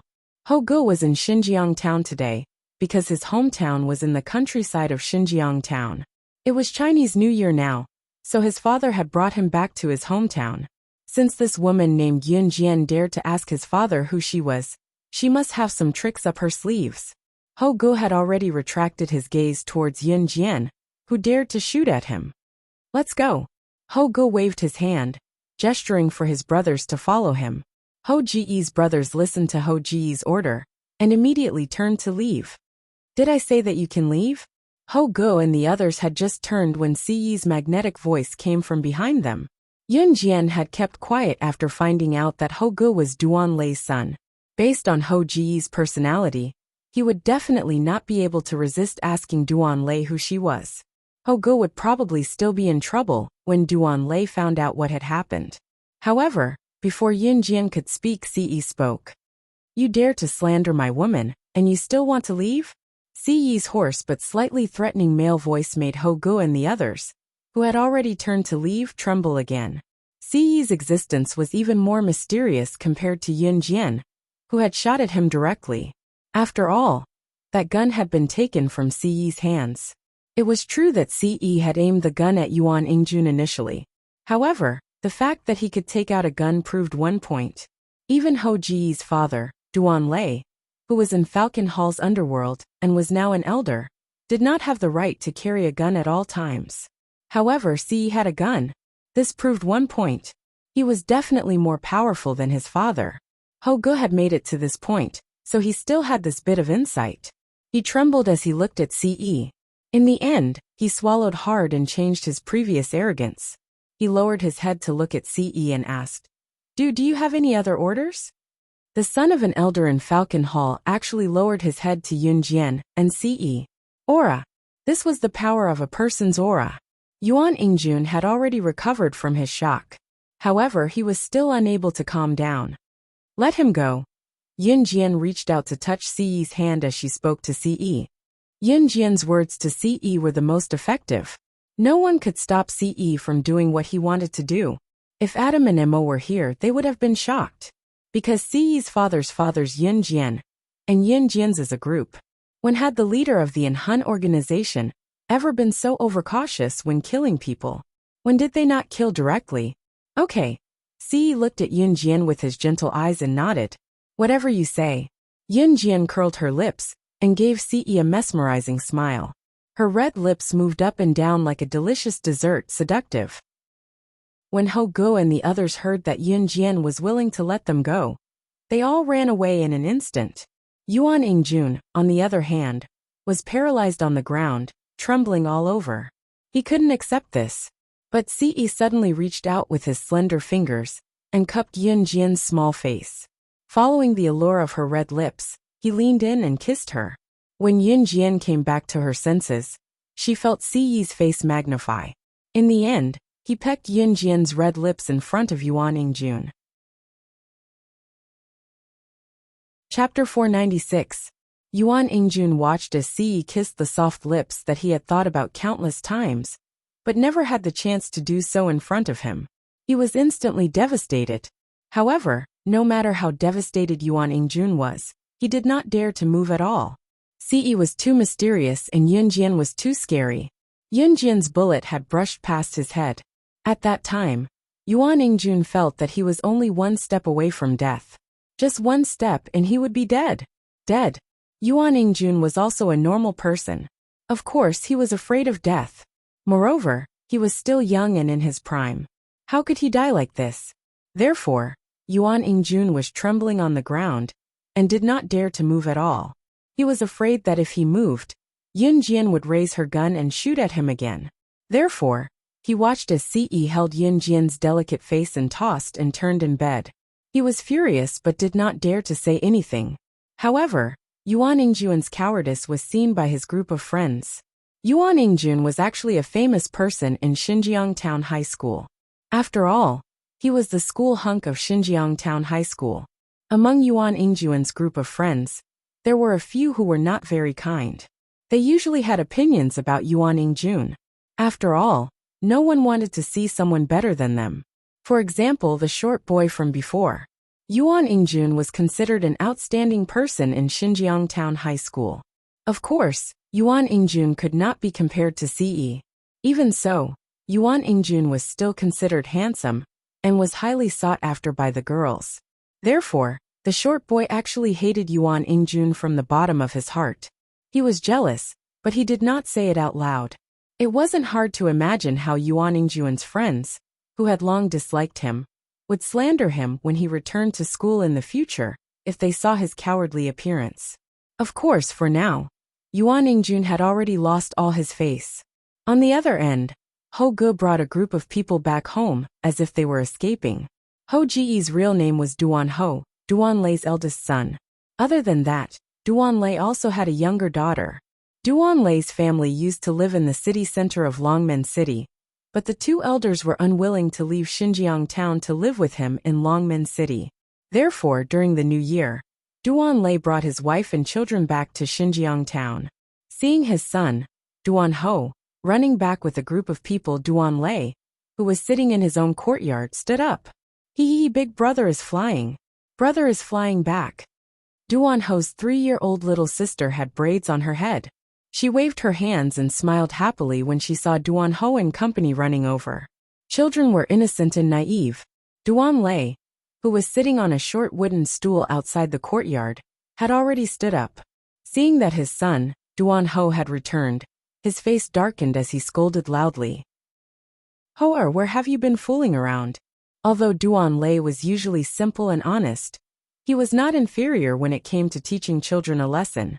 It was a pity that Duan Ho had grown up with his mother, and his mother could not control him. Hence, Duan Ho had been very willful since he was young. Dad! Dad! Duan Ho ran back with his group of brothers without looking back, as if they were running away from something terrifying. How old are you yet you're still so rash? Where are your manners? Duan Lei could not help scowling. Duan Ho had already brought the group of people to Duan Lei. Duan Ho could not help asking Duan Lei, Dad, there's a woman just now. She's so scary. She seems to know you too. I heard her say that she's called Yin Jian. Chapter 497. Dad, you really know that woman? This time, it was Duan Ho's turn to be surprised. Even Duan Ho's buddies were flabbergasted. Who was Duan Lei? It could be said that Duan Ho and his buddies dared to stir up trouble in Xinjiang Town, because they were using Duan Lei's name. Poor Duan Lei had no idea that his son had been using his name to oppress others for so long. Duan Lei had always thought that his son, Duan Ho, was just a little mischievous. Otherwise, even the usually simple and honest Duan Lei would have the heart to beat his own son, Duan Ho. Despite Duan Lei's honesty, he was no slouch when it came to teaching his son a lesson. What do you mean by that woman? Ho, shut up. Duan Lei bellowed once he heard how Duan Ho addressed Yun Jian. It had been a long time since Duan Ho heard his father reprimand him in such a tone. He shrunk his neck, not daring to make another sound. Duan Lei was an elder of Falcon Hall after all, a founding member of Dragon Head Gang. Naturally, he was full of boldness when he shouted, Brat, what did you do? Duan Lei continued to bellow at his son. Duan Ho was so frightened by Duan Lei that he recounted everything that had happened in full detail. Duan Lei's face darkened as he listened. Then, Duan Lei yanked his son's ear and bellowed, You brat, you almost got me into trouble. Where's Sister Jian? Come with me and ask for forgiveness. Listening to what Duan Ho said, Duan Lei understood right away that Yun Jian did not have the time to kill his son back then, because she was giving him face. Ouch! Ouch! Dad, is that woman really that good? Duan Ho was not a woman, so he was not as delicate as a woman. He howled as Duan Lei yanked him by the ear, but he was dragged to the basketball court. Duan Lei did not mention Yun Jian's identity, which baffled Duan Ho and his buddies even more. Since Duan Lei had made his move, no one dared to escape, so they followed him back the way they came. On the basketball court, Ce held Yun Jian's little face and tossed and turned in bed. In the end, he reluctantly pulled away from her mouth. There was still a long way to go. In the future, no one would even dream of touching his woman. Just like that, Ce kissed Yun Jian in front of Yuan Ingjun. Yun Jian's face was flushed red. She was so shy that she really looked like an ordinary girl in her 3rd year of middle school. Yuan Ingjun, who was watching from the side, almost vomited blood. Ce did it on purpose. He purposely kissed Yun Jian in front of Yuan Ingjun. Moreover, the more intimate they got, the more Yuan Ingjun felt like his spirit was about to collapse. However, without Ce and Yun Jian's orders, Yuan Ingjun didn't even dare to leave. There was also Yuan Ingjun and his group of brothers. Other than Yuan Ingjun and the others who were frightened, Lu Fian, Li Xiangyi, and the others who were standing at the side quickly recovered from the shock. Of course, they were also shocked by Ci's daring move. Damn you! Move faster! Duanlei's bellow came from the basketball court. Duanlei's house was not far from the basketball court, only a few streets away. Duanlei was still pulling Duanho's ear as he hurried back with a group of people. Duanlei pulled Duanho's ear and arrived at the basketball court in no time. Yuan Ingjun could not help gasping at the sight. Judging by his age, the only person who could pull Duanho's ear like this was probably Falcon Hall's elder, Duanlei. Duanlei dragged Duanho to Yun Jian and greeted Yun Jian respectfully. Sister Jian. Chapter 498. Duanho shuddered where he stood in fright at his father's roar. He, Duanho, could stir up trouble outside and even make himself look cool, but he dared not even fart in front of his own father. Duanho did not know what he did wrong, but he still looked up at Yun Jian shakily after being yelled at by Duanlei and stammered, I'm sorry. Everyone who saw the scene was stupefied. Duanho, who was usually so arrogant, was actually apologizing to Yun Jian? This was not the only shocking part. Duanho's apology was coerced by Falcon Hall's founding member, Duanlei, to do it. One must know that Duanho usually relied on Duanlei's reputation to intimidate everyone. Now, Duanlei had personally dragged Duanho here to apologize to Yun Jian. What did this mean? It could only mean one thing. Yun Jian's identity was more powerful than Duanlei's. What could Yun Jian be then? Everyone was skeptical. Lu Fian, on the other hand, had a rough idea. Yun Jian had revealed her identity as an advanced special forces soldier the last time, and forced the police to reinvestigate her father's case. However, an advanced special forces soldier should not be enough to scare a founding member of Falcon Hall to this extent, right? Was Duanlei disregarding his dignity and dragging his son here to apologize to Yun Jian? It's okay. Yun Jian pressed her lips together. Ci's lingering warmth lingered on her lips. It was obvious that Yun Jian did not plan to pursue Duanho's mistake. Sister Jian, it's my fault for not teaching my son well. I've embarrassed myself in front of you. Duanlei smacked Duanho's head hard, eliciting a howl from the latter. Duanlei looked at Yun Jian and said apologetically, Yun Jian's lips curled into a half smile before she licked them and asked Duanlei, You're from Xinjiang town too? Back then in Xinjiang town, she had not seen Duanlei. Since she had nothing to do now, Yun Jian asked out of curiosity. My parents stayed in Xinjiang town and didn't want to go to Longmen City, so I brought my family back to Xinjiang town for the new year. Duanlei explained with a smile. Actually, Duanlei was also slightly surprised when he heard that Yun Jian was in Xinjiang town. But after thinking about it, he no longer felt that it was a coincidence. Longmen City was only so big. All the towns and suburbs only covered this area. Xinjiang town could be considered a town with a relatively large population, and it was made up of many neighboring villages. Naturally, the population was large. It was Chinese New Year now. There was a joke that went like this. During the Lunar New Year, even gangsters had to rush home to celebrate the Lunar New Year. It was true that Duanlei was a gangster, but that didn't mean that he wouldn't go home for the New Year. Only a handful of people from Falcon Hall remained in the headquarters.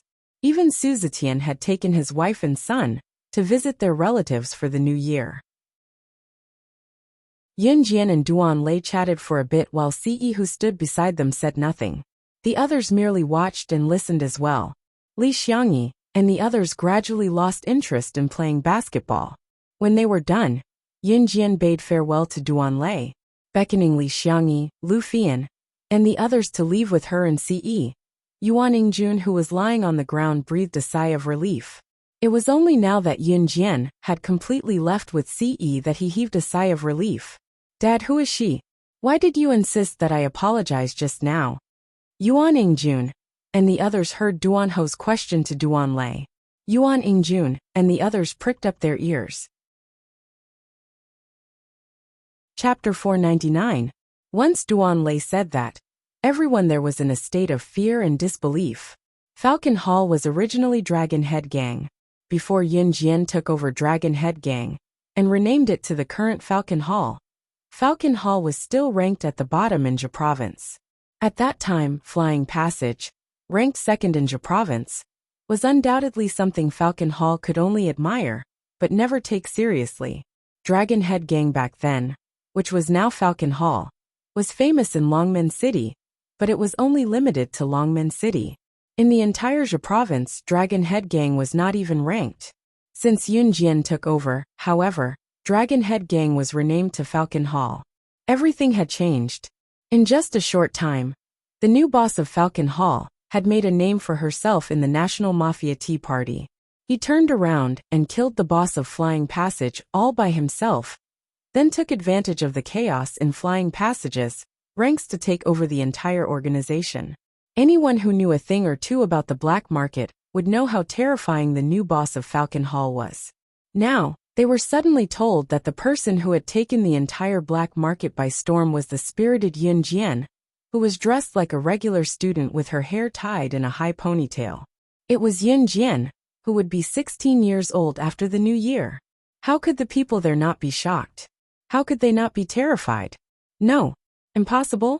How can Xiao Jian be Falcon Hall's boss? This is impossible. Yuan Yingjun stood up shakily in fear. His momentary panic made him forget that he was supposed to be afraid in front of Duan Lei and Duan Ho. There was only one image left in Yuan Yingjun's mind.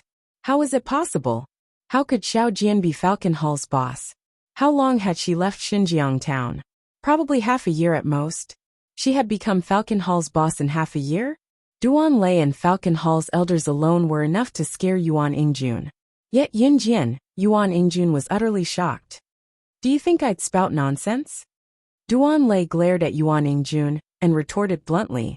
Sister Jian, she's the pride of Falcon Hall.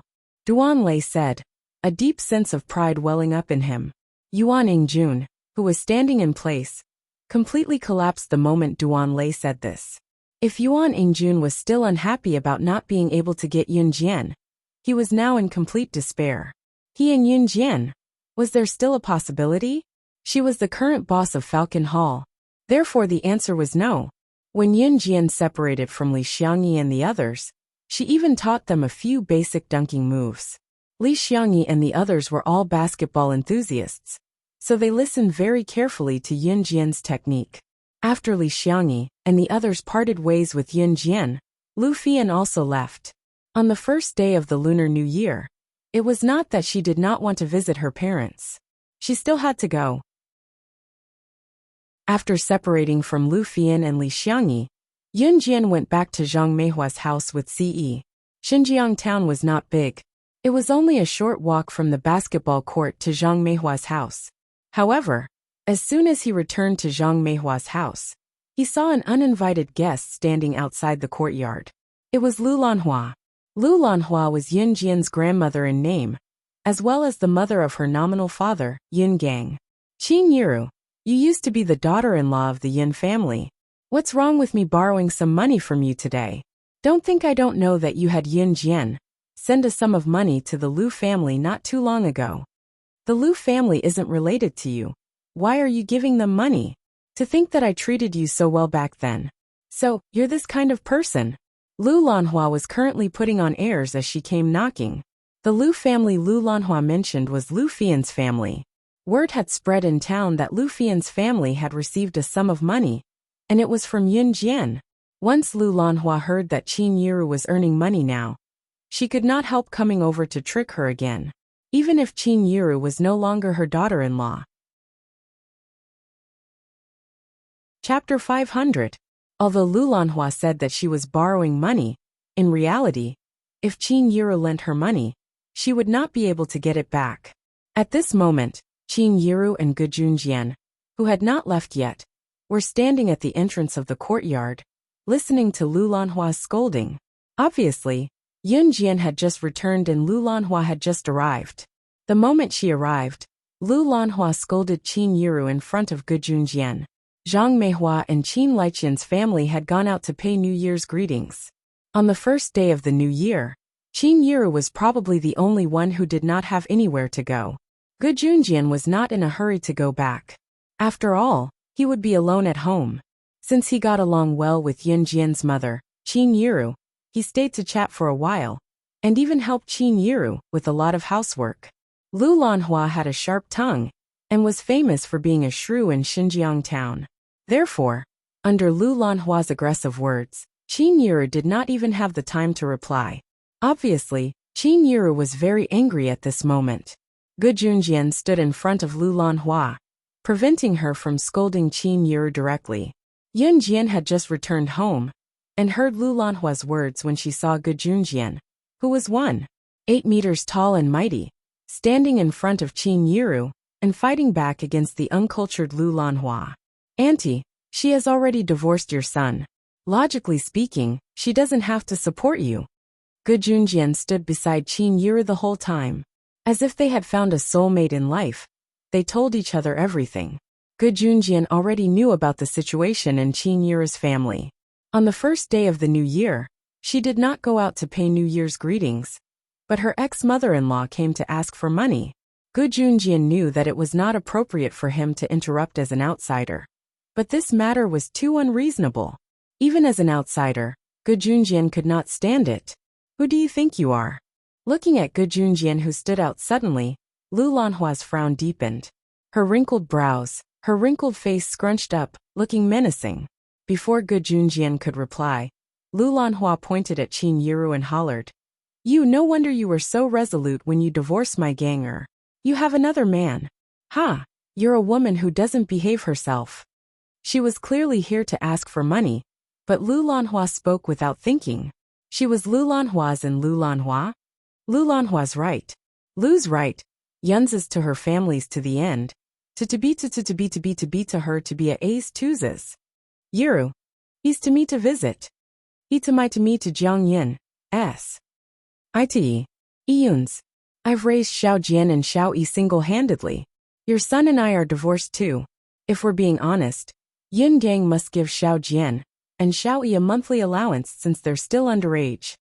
Otherwise I can sue him. I didn't ask you for the money either. I didn't take anything from your family that should be taken away, or shouldn't be taken away. I live by my conscience, and I'm worthy of myself. I asked Xiao Jian to send the money to the Lu family. I saved it painstakingly. The money belongs to me. Who are you to decide for me? It's my freedom to spend it however I want. So please leave now. Qin Yiru spat out a torrent of words, her voice louder than Lu Lanhua's. This time, Qin Yiru was truly enraged. Qin Yiru's outburst made even Yun Jian, who was about to enter the yard to stand up for her mother, stop in her tracks. Chapter 501. Lu Lanhua was taken aback. To Lu Lanhua, her ex-daughter-in-law was a weak and incompetent person who could be used as a money-making tool. Other than that, she was useless. Qin Yiru was easy to bully. She had been weak and meek all her life. When she was living with Yun Gang, she had the final say. Therefore, even after Qin Yiru and Yun Gang got divorced, Lu Lanhua still dared to shamelessly ask for money. Moreover, it was the kind that had no conscience. Lu Lanhua had been short of money recently. Lu Lanhua had always been afraid of her husband, Yun Zhong. Coincidentally, Yun Zhong had taken a car alone to visit his friend today. Using this opportunity, and the fact that she was short of money recently, Lu Lanhua came to Qin Yiru to ask for money. Lu Lanhua's own son, Yun Gang, was not born to be a moneymaker. After Qin Yiru left, Lu Lanhua's source of income was cut off. How could an unfilial son like Yun Gang bring money home? Therefore, when Lu Lanhua ran out of money, the first person she thought of was Qin Yiru. Moreover, The news about Lu Fian's family had been spreading like wildfire recently. Qin Yiru had even given Lu Fian's family a sum of money. She had so much money, but instead of giving it to her, she gave it to someone else. When Lu Lanhua first heard this news, she was furious. Therefore, Lu Lanhua did not say anything, and took the opportunity to go to Qin Yiru's place. However, she did not expect that Qin Yiru, who had always been obedient in front of her, would also be furious. In her anger, she directly asked her to leave. You. Lu Lanhua shouted a few US, but each word was weaker than the last. She really didn't care about it, especially when she heard Qin Yiru say that Yun Jian and Yun Yi were with Qin Yiru. If Yun Gang did not give them living expenses, they could appeal to the higher-ups. Lu Lanhua panicked. She was really afraid that Qin Yiru would sue and ask her family to use the money to support Yun Jian and Yun Yi. Asking her to take the money was worse than asking for Lu Lanhua's life. When Yun Jian saw that Qin Yiru was resisting so fiercely, she smiled. She knew that even if she didn't do anything, her mother would be able to handle this matter. Thus, Yun Jian reached out and grabbed Siyi's hand. Before Qin Yiru and the others realized that she and Siyi had returned, she pulled Siyi to the side and hid. Let's not make a sound. Let's climb up the roof and take a look, Yun Jian said softly to Siyi. As she spoke, Yun Jian pulled Siyi to a small house near Zhang Meihua's house. Zhang Meihua's house was surrounded by low houses. Zhang Meihua's house was also a low house. Nowadays, there were very few people who built their houses to be 3 or 4 stories high. When Yun Jian and Siyi arrived at the nearby low house, she gestured for Siyi to nimbly climb up the roof from the low house's sink. The two of them were very skillful. In no time, they had nimbly climbed up the roof. Siyi expressed that he had never done such a wretched thing in his life, climbing up other people's roofs. However, he had never rejected Yun Jian's words. Coincidentally, this low house allowed them to see and hear the conversation and actions of Qin Yiru and the others. Please leave. Qin Yiru's attitude was resolute. She pointed at the door and shouted at Lu Lanhua. Good for you. You've really grown up. You've forgotten how well I treated you in the past. Lu Lanhua spat out the word, you after a long time. She was lying through her teeth.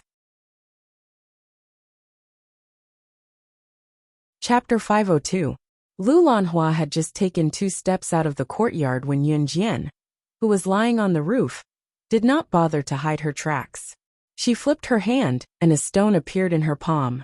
Before she went up the roof, she had brought a stone with her. This was the perfect time to use it. Yun Jian pursed her lips. At the same time, the stone in her hand flew towards Lu Lanhua, who was about to leave. Lu Lanhua's raised but swayed left and right as she left arrogantly. Suddenly, a stone hit the acupuncture point on Lu Lanhua's thigh at the speed of light. Lu Lanhua's knees gave way instantly. Moreover, she was still maintaining her arrogant posture, and did not pay attention to her feet. By the time Lu Lanhua's knees went soft, it was already too late for her to stabilize her feet. Coincidentally, the wind had been chilly last night, and it had drizzled on New Year's Eve. Right now, the courtyard was filled with puddles of water. Lu Lanhua's legs went soft, and she fell forward with her chest facing down. Right in front of her was the puddle of muddy water that had accumulated the most water in the courtyard. Ah! Lu Lanhua screamed in panic the moment she fell. However, she could not steady herself and fell into the puddle of water. With Lu Lanhua's fall, the cement in the puddle splashed up before falling back to the ground. In the end, the cement stained Lu Lanhua's new clothes. Lu Lanhua got up almost at the same time. However, when she saw that her new clothes were stained with water, Lu Lanhua screamed, Ah! Clothes! My new clothes! Today was the first day of the new year.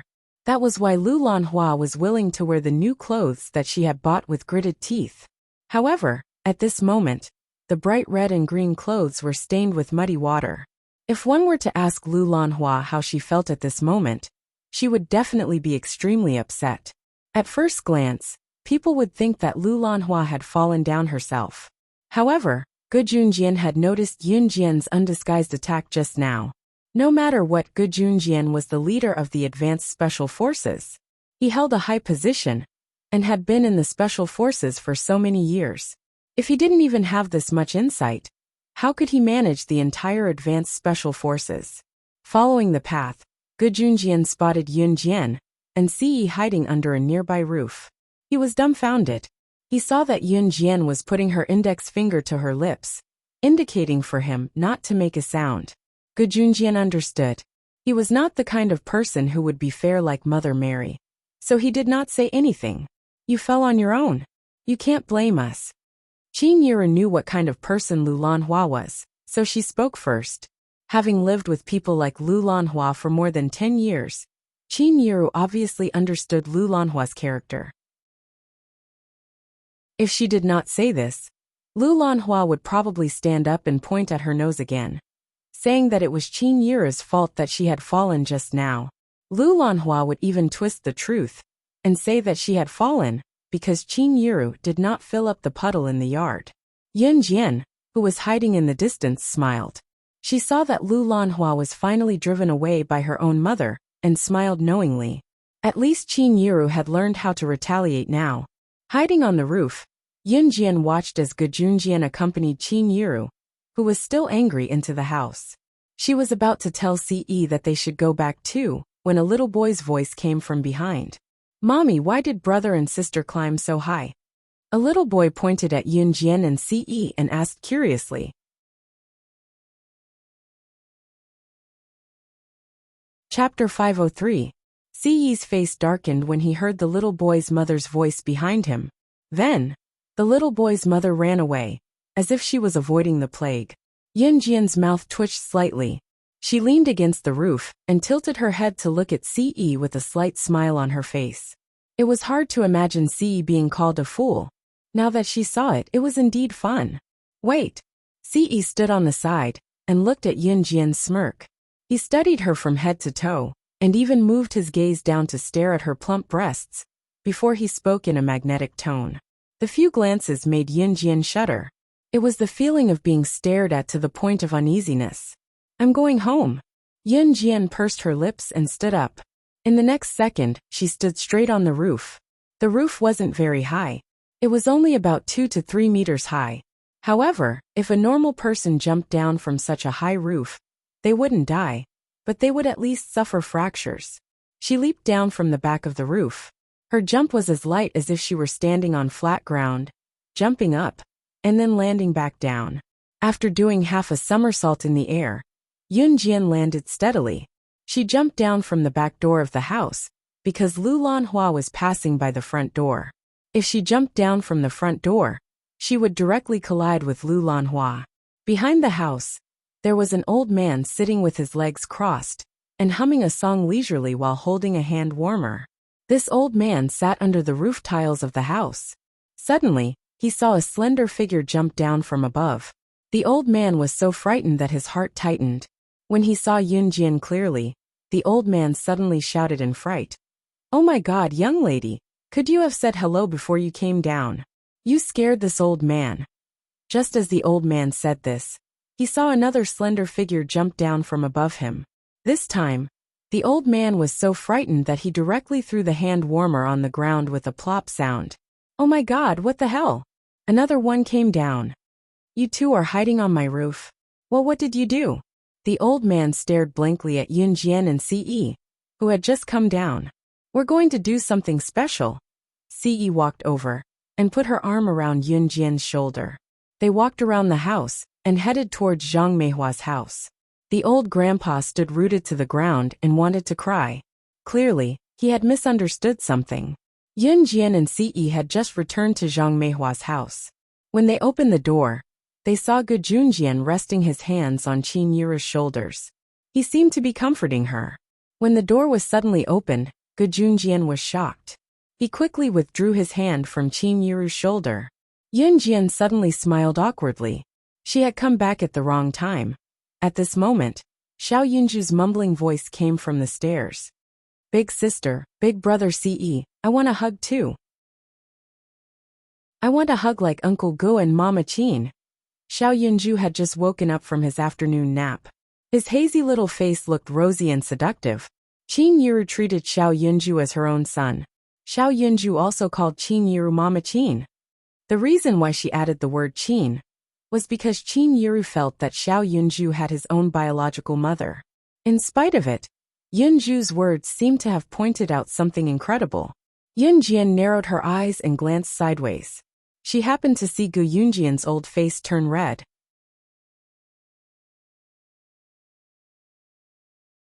Chapter 504.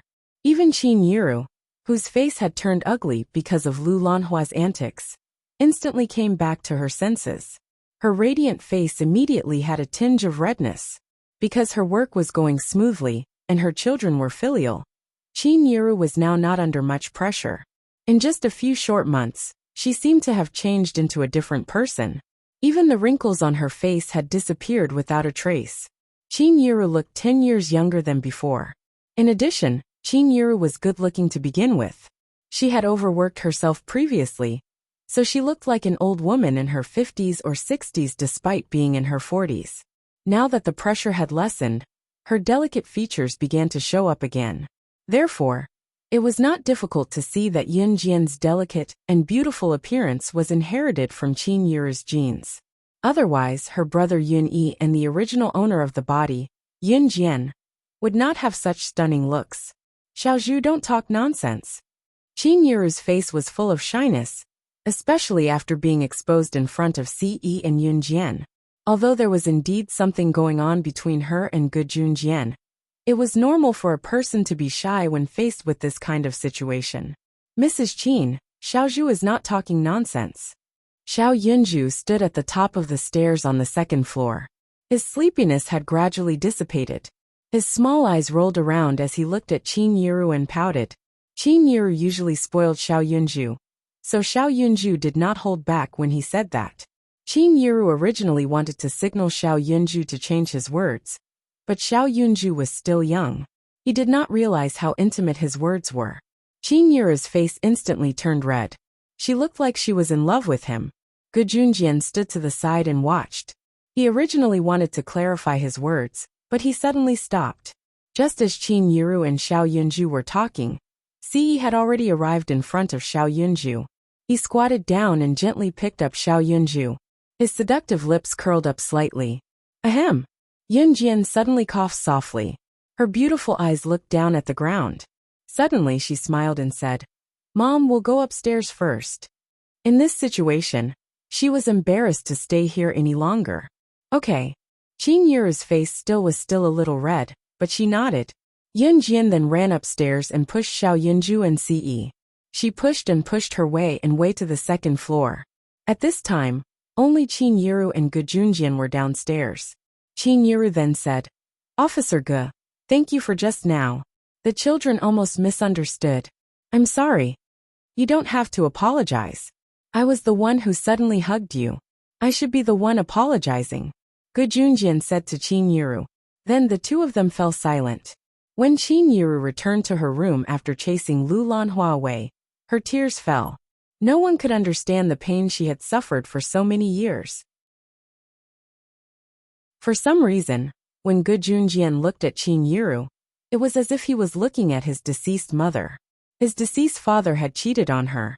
When his mother was alive, she washed her face with tears every day. Gu Yunjian's heart tightened. When he came back to his senses, he had already taken the initiative to hug Qin Yiru. Even he did not expect that to happen. Therefore, Gu Junjian was stunned. Coincidentally, Xiao Yunju woke up at this time. He stood at the top of the stairs and saw the scene just now. Chapter 505. While Qin Yiru and Gu Junjian were still staring at each other downstairs, Yun Jian, who had escaped to the second floor, pushed Ce and Xiao Yunju into the room she was temporarily staying in. It was only when they were hiding in the room that Yun Jian took a deep breath. She did not think that it was inappropriate for Gu Junjian to stay in the beginning. After all, Gu Junjian had come from Longmen City, and it was a little late last night. Since he was staying, so be it. However, from the situation just now, she could see the difference no matter how dumb she was. Qin Yiru's bitterness and Gu Yunjian's reaction. Yun Jian was sure that Qin Yiru and Gu Junjian were not what Qin Yiru wanted to clarify. Since Qin Yiru and Yin Gang's divorce, Qin Yiru's life had been smoother. This was what Yun Jian was glad about. What about when Qin Yiru grew old? Would she be alone for the rest of her life? Yun Jian had actually thought about letting Qin Yiru find a partner. However, it was not easy to find one just because one wanted to. To prevent Qin Yiru from meeting someone like Yun Gang again, Yun Jian had not mentioned it. However, if Qin Yiru's partner was Ge Junjian, Yun Jian would agree wholeheartedly. Although Ge Junjian held a high position, he was an upright person. At the same time, it could be seen that he took good care of the candidates for the advanced special forces. All in all, he was protective of his own people. Of course, if Ge Junjian was married, Yun Jian would not agree. After all, if his legal wife was still around, would Qin Yiru not become a mistress with Ge Junjian? It was not so easy to be a mistress. A mistress was an existence that everyone loathed. Therefore, if Ge Junjian was married, Yun Jian would be the first to object. Standing in her temporary residence, Yun Jian rested her chin on her hand as her beautiful eyes stared at a spot on the floor. Her high ponytail reflected her spirited attitude. She was spirited yet beautiful, making Siyi's heart itch. If he was not carrying Xiao Yunju, he would definitely bite her alluring lips right now. Xiao Yunju was impatient, waving his tiny hands in front of Yun Jian for a while as he called out anxiously, "Jia jia jia." Yunju's last shout drew Yun Jian's attention back to him. "What's wrong?" Yun Jian looked up at Xiao Yunju. "Jia jia. Xiao Zhu wants a hug from Jia jia." Xiao Yunju smiled mischievously as he stretched out his hands, waiting for Yun Jian to hug him. Yun Jian casually took Xiao Yunju from Siyi's arms. After staying in the room for an entire afternoon, Yun Jian and Siyi only brought Xiao Yunju downstairs when it was time for dinner. Qin Yiru and Ge Junjian had returned to normal. The two of them chatted with each other and were very congenial. It was as if the awkward situation just now had never happened.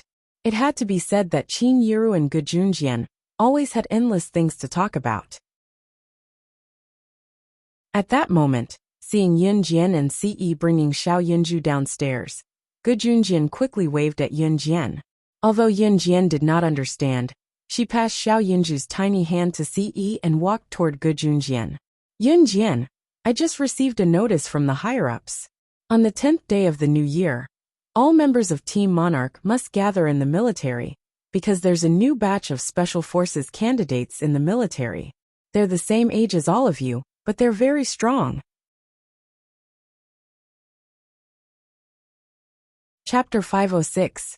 Considering the limited number of Advanced Special Forces members, if they win the PK this time, you'll have to give up your current Advanced Special Forces position to them. This is the higher-ups arrangement. There's nothing I can do about it. But Yun Jian, I believe you can do it. Ge Junjian finished his speech rather seriously. He had just received this news through a text message on his phone. Ge Junjian's eyelids twitched when he first read the notification from his higher-ups. Ge Junjian was not the only captain of the Advanced Special Forces. With how big country Z was, naturally, Ge Junjian was not the only captain of the Advanced Special Forces. The other group consisted of Advanced Special Forces candidates, taught by a military officer, who was Ge Junjian's enemy. They were around the same age as Yun Jian and the rest. However, recently, the new batch of Advanced Special Forces candidates were said to be very strong, 5 to 6 times stronger than the previous batch of Advanced Special Forces candidates. Each of them was almost as strong as an official Special Forces soldier. After that group of people showed their prowess, they actually applied to challenge Yun Jian and the rest for the official Advanced Special Forces positions. That was why the higher-ups sent a message to Ge Junjian, asking Yun Jian and the rest of Team Monarch to return to the military on the 10th day of the new year. Actually, it was almost impossible for Advanced Special Forces candidates like Yun Jian and the rest to be directly promoted to Advanced Special Forces soldiers. It was also because of Yun Jian and the rest's outstanding performance in the previous 2 missions that Ge Junjian applied to the higher-ups to fight for Yun Jian and the rest. Hence, Yun Jian and the rest were directly promoted to Advanced Special Forces soldiers. It was a great honor because ever since the selection of Advanced Special Forces candidates from the military, There had never been an advanced special forces candidate who could skip the special forces and become an advanced special forces soldier directly. Yun Jian and the rest were selected to be advanced special forces candidates because of their capabilities. On the other hand, all the advanced special forces candidates were selected from talented youths. On the other hand, the young men and women who became candidates for the advanced special forces had an absolute advantage over those who relied on military school to become special forces soldiers step by step. It was only a matter of time before anyone who became an advanced special forces candidate became an advanced special forces soldier. Of course, only 1 in a million could become an advanced special forces soldier. Out of 10,000 special forces, there might not even be 100 advanced special forces. Hence, the fact that Yun Jian's team of 7 had already become advanced special forces soldiers at such a young age was the envy of many. As for the new batch of advanced special forces candidates, they were the youths trained by Gu Yunjian's nemesis, Ai Guoxuan, who was also the leader of the advanced special forces. Due to their valiant abilities, they had applied to challenge Yun Jian's team Monarch to replace Yun Jian and her team in the advanced special forces. To Gu Junjian and Yun Jian's team of 7, accepting the challenge would not benefit them at all.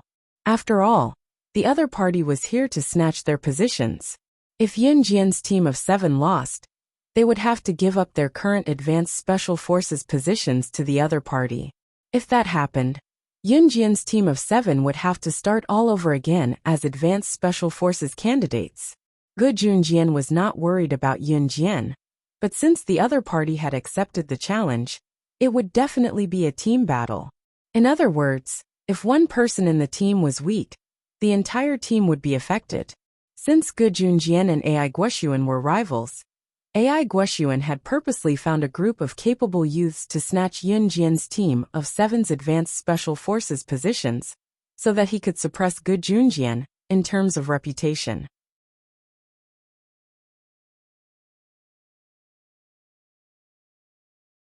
Chapter 507. The 10th of the new year? That means there are still 9 days left. Yun Jian raised a brow, her red lips curling into a slight smile. There was a refined glow on her face, making her look radiant. Her high ponytail cascaded down from the top of her head like a waterfall, miraculously making Yun Jian look spirited. Yun Jian had never cut her hair since her rebirth. Her long black hair was so smooth and shiny that it reached her waist, even if she tied it into a high ponytail. Yun Jian looked even more ravishing in this state. The new year had just passed and Yun Jian was now 16 years old. At 16, Yun Jian was still developing, her twin mounds slightly protruding under the thick down jacket. Gu Junjian naturally did not pay attention to Yun Jian. He looked at Yun Jian seriously and nodded at Yun Jian. Yes, sir. Gu Junjian had received a notice from his superior that Team Monarch would have a PK with the ASF candidates trained by Ai Guoxuan on the 10th of the new year. Time was tight. Gu Junjian was not worried about Yun Jian, because he had full confidence in Yun Jian.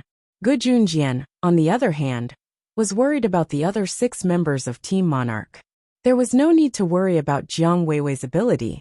Although Jiang Weiwei's ability was incomparable to Yun Jian's, she was the strongest among all the ASF candidates that Gu Junjian had trained over the years, other than Yun Jian, who was a godly existence. However, a PK like this was a team battle. It was a battle between a small team and a small team. It was a battle of teamwork. To be honest, other than Yun Jian and Jiang Weiwei, Chu Ning and the other 5 members were only above average in terms of ability. Like Team Monarch, the ASF candidates trained by Ai Guoxuan had a total of 7 members. However, everyone's ability was on par, and each of them was only slightly weaker than Jiang Weiwei. Gu Junjian couldn't help but feel a little flustered at the situation. Gu Junjian would never be happy to be oppressed by Ai Guoxuan. 5 days is enough. Tell all Team Monarch members to gather at the military training camp on the 5th day of the new year. Under Gu Junjian's solemn gaze, Yun Jian glanced at Gu Junjian, pursed her lips and spoke softly. Gu Junjian raised his head in surprise, then looked at Yun Jian in shock. He could not help but ask, "You are?" Could it be that Yun Jian intended for her to train the 5 weaker members of Team Monarch?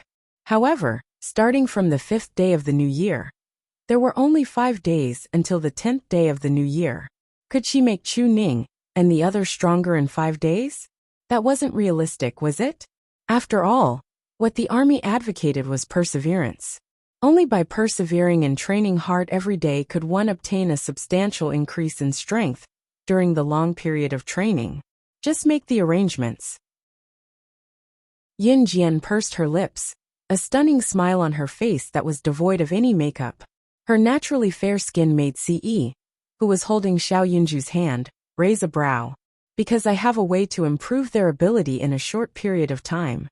Yun Jian turned to look at Gu Junjian again before she turned and returned to Ce and Xiao Yunju's side, taking over Ce's hand from Xiao Yunju. She did have a way to improve a person's ability in a short period of time. She could even turn the person into a professional assassin or secret agent in a few short months. Chapter 508. Upon hearing Yun Jian's words, Gu Junjian was stunned once again. However, since the other party was Yun Jian, Gu Junjian was not too surprised. After all, Yun Jian had given him plenty of surprises before. Moreover, other than trusting Yun Jian, Gu Junjian had no other choice. It was impossible for him to call everyone in Team Monarch back to the military training camp in the first few days of the new year. That was unrealistic, because the first few days of the new year could be considered as everyone's rest day. During these few days, most people would stay at home. Gu Junjian would be too embarrassed to call them out and call them to the military training camp one by one. Moreover, even if they were to start training now, how could they improve a person's ability in just 9 days? Even if their ability could be improved after 9 days of training, there would not be much of a change. However, when Yun Jian said that she had the ability to improve Chu Ning and the other 4's abilities in just 5 days, Gu Junjian did not quite believe it, but he would still do as she said. There was only one reason for that. She never spoke empty words. Therefore, Gu Junjian chose to believe her unconditionally. "I'll arrange it." Gu Junjian stood behind Yun Jian and said to her, "Mm." Yun Jian did not turn around, but she lowered her eyes slightly, and the curve of her lips lifted slightly. She had to admit that if Gu Junjian were to be her mother, Qin Yuru's husband, Yun Jian felt that, it was doable. "Sister, let's go out and play." Xiao Yunju was already holding Yun Jian's hand. He was very sensible, and knew that Yun Jian and Gu Junjian were talking about business. So he did not say anything. When Yun Jian and Gu Junjian were done talking about business, Xiao Yunju said to Yun Jian. Xiao Yunju's well-behaved appearance let Yun Jian's heart soften. She immediately nodded. "Okay. Xiao Jian, come back earlier. Dinner's almost ready. We can start eating when your grandma and the rest come back." When Qin Yuru heard that Yun Jian was going to take Xiao Yunju out to play, she immediately popped her head out of the kitchen and reminded her. "Okay, Mom." Yun Jian nodded at Qin Yuru. Yunyi was also outside. Before Yunyi went to Longmen City First Senior High School, she had studied in Xinjiang Town Junior High School, where Yun Jian used to study. Of course, when he was studying in Xinjiang, he did not know his current best friend, Su Haokol. In Xinjiang Town, Yunyi naturally had friends. At this time, Yunyi had not returned home yet. However, Yunyi would come home on time. "Let's go." Yun Jian squatted down and pinched Xiao Yunju's soft cheeks lovingly. She then tugged at Xiao Yunju and gave Ce a look before pulling Xiao Yunju out with Ce. When Yun Jian and Ce brought Xiao Yunju out, Gu Junjian slipped into the kitchen to help Qin Yuru. In the end, Gu Junjian could not help speaking up for Ce. "What do you think of the young man beside Yun Jian?" Gu Junjian did not know Ce's name yet. Qin Yuru paused at Gu Junjian's question before she smiled cheerfully. "He has a tough life. He lost his mother when he was young. He's quite pitiful." Gu Junjian did not mean anything else. He just wanted to test Qin Yuru on behalf of Yun Jian and Ce, who knew that Qin Yuru did not even think about it. Other aspects, Gu Junjian guessed again. Chapter 509. Qin Yiru had already treated Ce as her own child. Of course, Qin Yiru did not think too much about it. She only felt that Ce was pitiful, because she had lost her biological mother at a young age. From Qin Yiru's point of view, Ce had always been with Yin Jian purely, because she had a good relationship with Yin Jian. It was the kind of care that an older brother had for his younger sister. Other than that, Qin Yiru could not think of any other reason. Gu Junjian asked what was on his mind. After receiving the appropriate response, he did not ask about it anymore. Although he had only interacted with Qin Yiru for a short period of time, from yesterday to today, they had only interacted for less than a day. However, the two of them were very compatible. It was said that it was difficult to find a soulmate. Gu Junjian felt that he had probably found a soulmate this time. Because Qin Yiru could understand his pain, he could also understand Qin Yiru's pain. At night, Yun Jian and Ce brought Xiao Yunju to eat dinner before lying down on the bed. Xiao Yunju had already hidden under the covers. Because the night was silent and the cold wind was blowing, the outside of the house was extremely cold. Only the inside of the house had a little warmth. In 1998, in the villages and towns, there was no such thing as heating and other luxurious items to keep out the cold. Therefore, when winter arrived, people would hide under the covers early and use their own body heat to warm their beds. Of course, Ce could not share the same bed as Yun Jian tonight. Moreover, Qin Yiru had already laid out the blankets for him, so he would sleep in the same room and bed as Gu Junjian. However, Ce and Gu Junjian did not share the same blanket. Xiao Yunju slept with Qin Yiru. Xiao Yunju was still young, and there was no difference between men and women. In addition, Qin Yiru was very good at taking care of the children. She raised Yun Yi and Yun Jian, so she naturally had her own way of taking care of the children. Zhang Meihua's family was not poor. They were one of the top families in the village.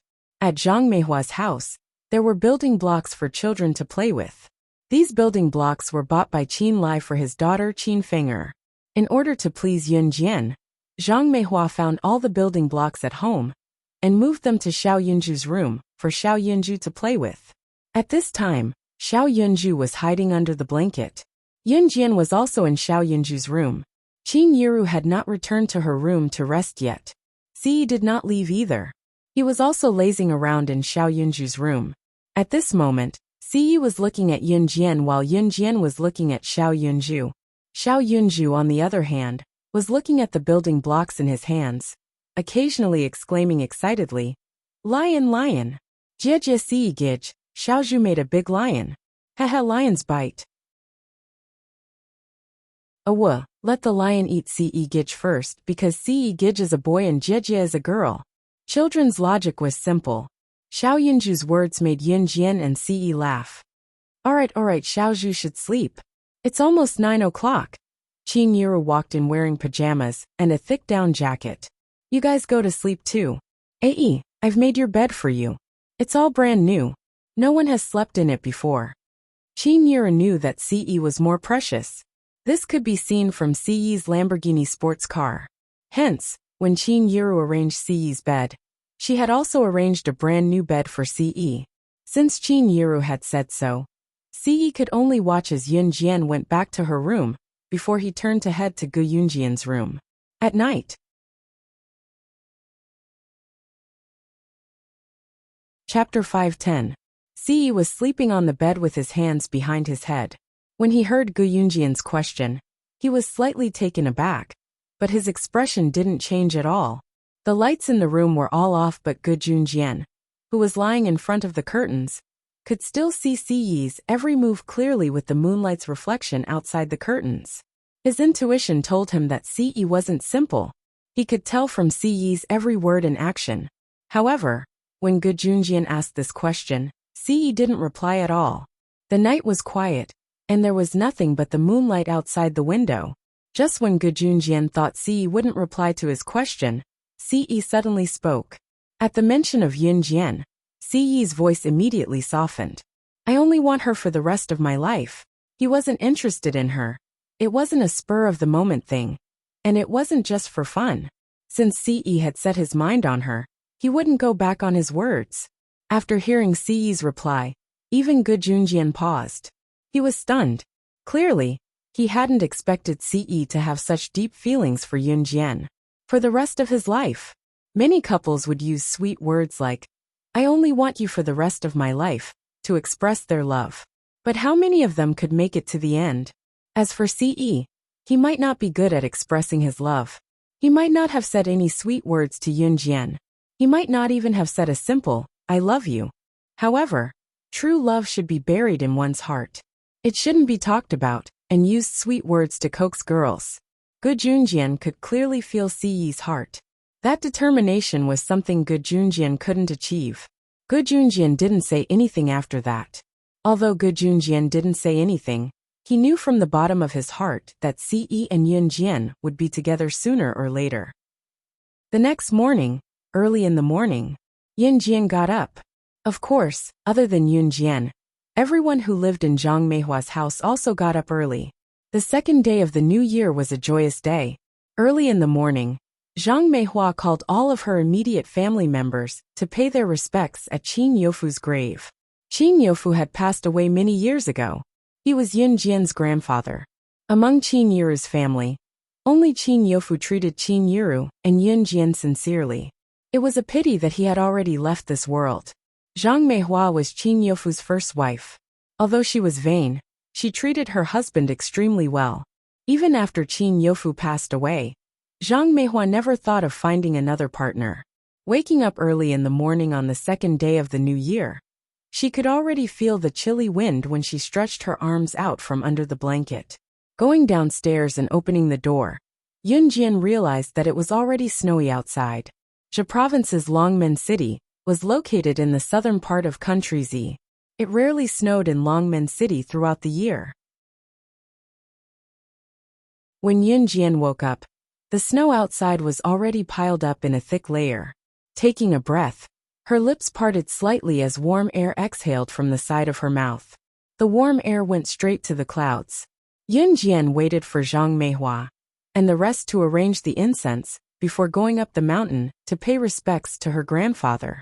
She could vaguely recall from the original owner's memory how much her grandfather, whom she had never met, loved her when he was alive. When Yunjian went, Siyi went as well. Gu Junjian went as well out of courtesy. It was already noon when they returned home from paying their respects to Qin Youfu at the cemetery. For the whole day, Xiao Yunju played in the snow outside excitedly while Yunjian and Siyi fought in the snow with him. Chapter 511. On the fifth day of the new year, Yunjian left Xinjiang town with Gu Junjian. Because of Yunjian, Zhang Meihua treated Qin Yiru politely. Qin Yiru had nowhere to go during the new year, so she stayed in Xinjiang town. Xiao Yunju followed Qin Yiru. It had been some time since Siyi rushed to Xinjiang town on the eve of the new year.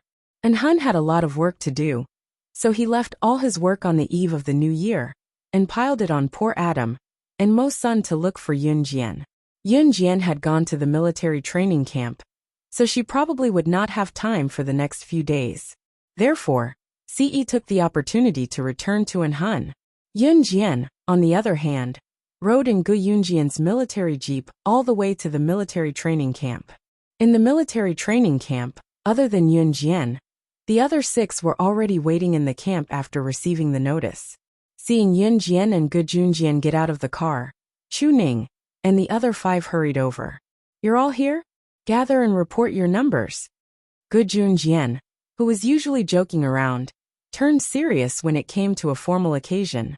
When the 7 of them heard this, they immediately lined up and stood in formation, reporting their numbers one by one. "Sir, all 7 members of Team Monarch are here," Captain Lu Shiyun shouted, summoning everyone to the military training camp on the 5th day of the Lunar New Year. Winter break had just started, and the festive mood hadn't even passed yet. Summoning everyone back meant that there must be something important to discuss. At that moment, everyone knew what was going on. No one would complain about Gu Junjian calling them back to the military so early. That was because someone was eyeing their advanced special forces positions. None of them would be willing to give up their advanced special forces positions. That was inevitable. I'm sure everyone knows the situation by calling all of you back so early. I'll be frank with you. The average standard of their team members is definitely above yours. On our side, apart from Yin Jian and Jiang Weiwei, the other 5 of you are no match for him. Gu Junjian made everything clear. Naturally, Chu Ning and the other 4 would not be displeased with Gu Junjian for telling the truth. On the contrary, everyone present was eager to make a name for Team Monarch instead of being a burden. The PK with their team is scheduled for the 10th day of the new year. Now you have 5 days to prepare. I will give these 5 days to Yin Jian and let Yin Jian train you. Gu Yunjian's words had always been straightforward. After Gu Junjian finished speaking, he added, "In these 5 days, I hope that everyone can do their best to improve their strength. I don't expect you to crush your opponent, but at the very least you can't lose. Keep your positions in the advanced special forces. That's the least I ask of you." Gu Yunjian's words made everyone's blood boil. "Yes, sir," they replied in unison. They could not be defeated by their opponents as long as they could maintain a draw. However, for Chu Ning and the other 4, that was quite a challenge. "No, in 5 days, I'll make sure that all of you can defeat your opponents." At that moment, Yin Jian's ethereal words were heard. In these 5 days, she would make Chu Ning and the others experience a life worse than death training. Once they had gone through it, the advanced special forces candidates would not be a match for them. Even if they encountered high-level secret agents or assassins, they could escape easily. Chapter 512. Without turning to look, Yin Jian knew who the voice belonged to. Xiao Weiming. He was a member of the Champ Squad, one of the 3 teams that Gu Junjian had sent out during the mission to steal the antiques in Zhe province. He was also the one who had gotten into an argument with Chu Xiangnan on the bus back then. Xiao Weiming had always been unhappy with Yin Jian and the rest, especially after the successful completion of the mission by Yin Jian's 7-member Team Monarch, which resulted in the Champ Squad and Flying Dragon Squad being reprimanded by Gu Junjian. Xiao Weiming, along with his Champ Squad leader Yu Fengcheng, and all the other members of the Champ Squad and Flying Dragon Squad, hated Yin Jian and the rest. The reason for their reprimand was simple. The Champ Squad and Flying Dragon Squad were both advanced special forces members and were considered veterans in the military. In the previous mission, Yun Jian and the rest who were supposed to be candidates for the advanced special forces had completed the mission ahead of them. While the outcome was a pleasant surprise to Gu Junjian also gave the Champ Squad and Flying Dragon Squad a harsh reprimand. Because of that incident, the Champ Squad and Flying Dragon Squad, which Xiao Weiming was in, had their training mission increased by several times. All of this was thanks to Yin Jian. Therefore, when he heard Yin Jian's solemn vow, Xiao Weiming could not help but join in the fun. "Xiao Weiming, shut up and return to the team immediately." When Gu Junjian heard Xiao Weiming mocking Yin Jian right in front of him, he immediately frowned and growled at Xiao Weiming.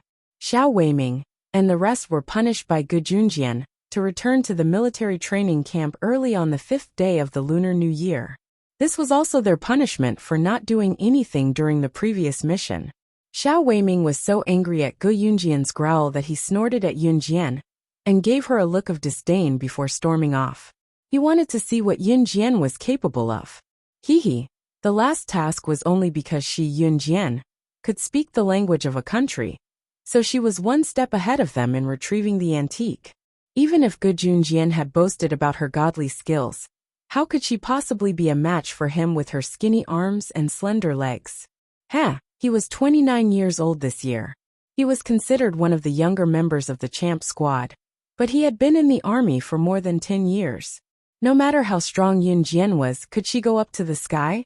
Xiao Weiming, Champ Squad's leader, Yu Fengcheng, and the rest had indeed never seen Yun Jian's skills before.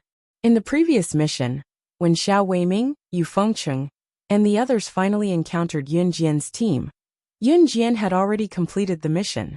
At this moment, Xiao Weiming's hatred for Yun Jian was no small matter. Xiao Weiming was Gu Yunjian's subordinate, but he would rather have Ai Guoxuan's subordinates oppress Yun Jian, lose his dignity, and let his officer Gu Junjian Lose them for Yin Jian to amaze the world again. After Xiao Weiming left, he stood not too far away, watching Yin Jian's team. It was the middle of winter, and the chill was chilly. But Yin Jian's team was still outside, staring at Champ Squad and Flying Dragons. Actually, both Champ Squad and Flying Dragons were watching Yin Jian's side. Yin Jian could naturally feel their gazes, but it did not matter to Yin Jian. She did not even take Xiao Weiming's words seriously from the start. Standing in front of Chu Ning's team, Yin Jian did not make any move. She merely stood in front of them, watching them. A moment later, she continued the previous topic. 5 days is enough. I'm not kidding, but I'll make it clear first. If you want to improve your skills in 5 days, you'll have to pay the price. I won't let you pay the price with your lives, but I'll make you wish you were dead. Of course, as long as you're trained by me, I guarantee you'll defeat those people in 5 days. It'll be like child's play.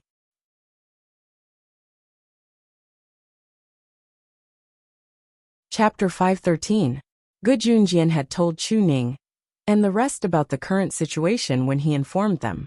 He had also pointed out that Yin Jian would be in charge of training them for the last 5 days.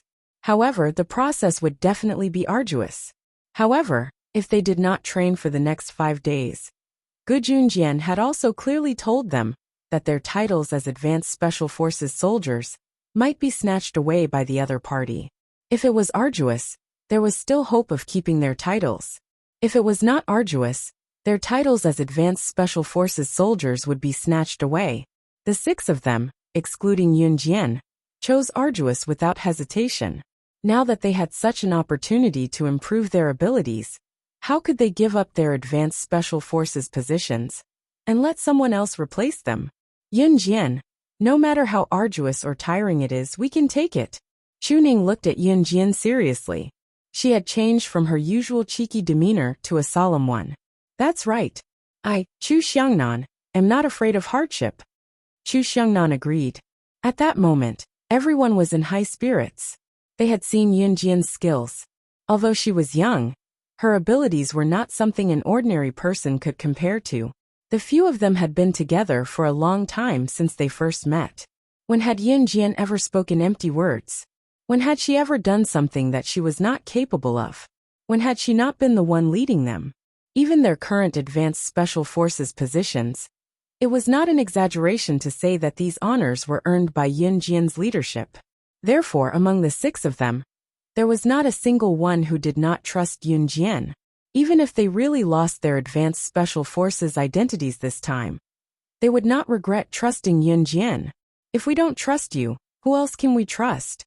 At that moment, even Jiang Weiwei, who had been putting on airs and dismissive of everyone, looked at Yin Jian with a determined gaze and continued speaking.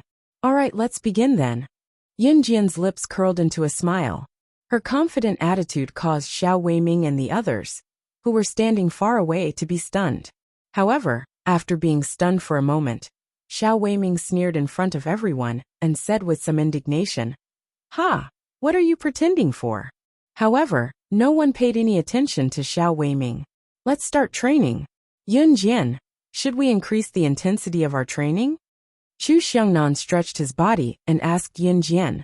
According to Chu Xiangnan's point of view, if he wanted to improve his strength, he had to increase the distance or the weight he carried. That was what everyone thought. After all, apart from this, what other methods were there to quickly increase his strength?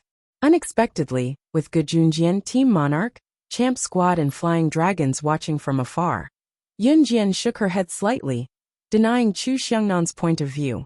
No. That's... Chu Xiangnan was confused. Actually, no one could understand. Logically, if they wanted to quickly improve their strength in a short period of time, why would Gu Junjian, who had such a method, not mention it? Therefore, no one, including Gu Junjian himself, could figure out what Yin Jian's method was. Yin Jian, tell us, tell us. Chu Ning could not wait any longer and urged Yin Jian. Yin Jian did not say it directly. Instead, she reached out and hooked her finger at Chu Xiangnan. Hit me. Use all your strength to defeat me. Chu Xiangnan was stunned, and so was everyone else. They were obviously confused and suspicious of Yin Jian's action. Chu Xiangnan was stunned for a moment before he reached out and attacked Yun Jian. He was the weakest in Team Monarch, but he was still much more powerful than the average person. However, just as Chu Xiangnan reached out to attack Yun Jian, before his hand could touch Yun Jian suddenly dodged Chu Xiangnan's attack. At the same time, she grabbed Chu Xiangnan's wrist and pinched his joint. "Ah, it hurts, it hurts, it hurts." Chu Xiangnan cried out in pain and stopped moving.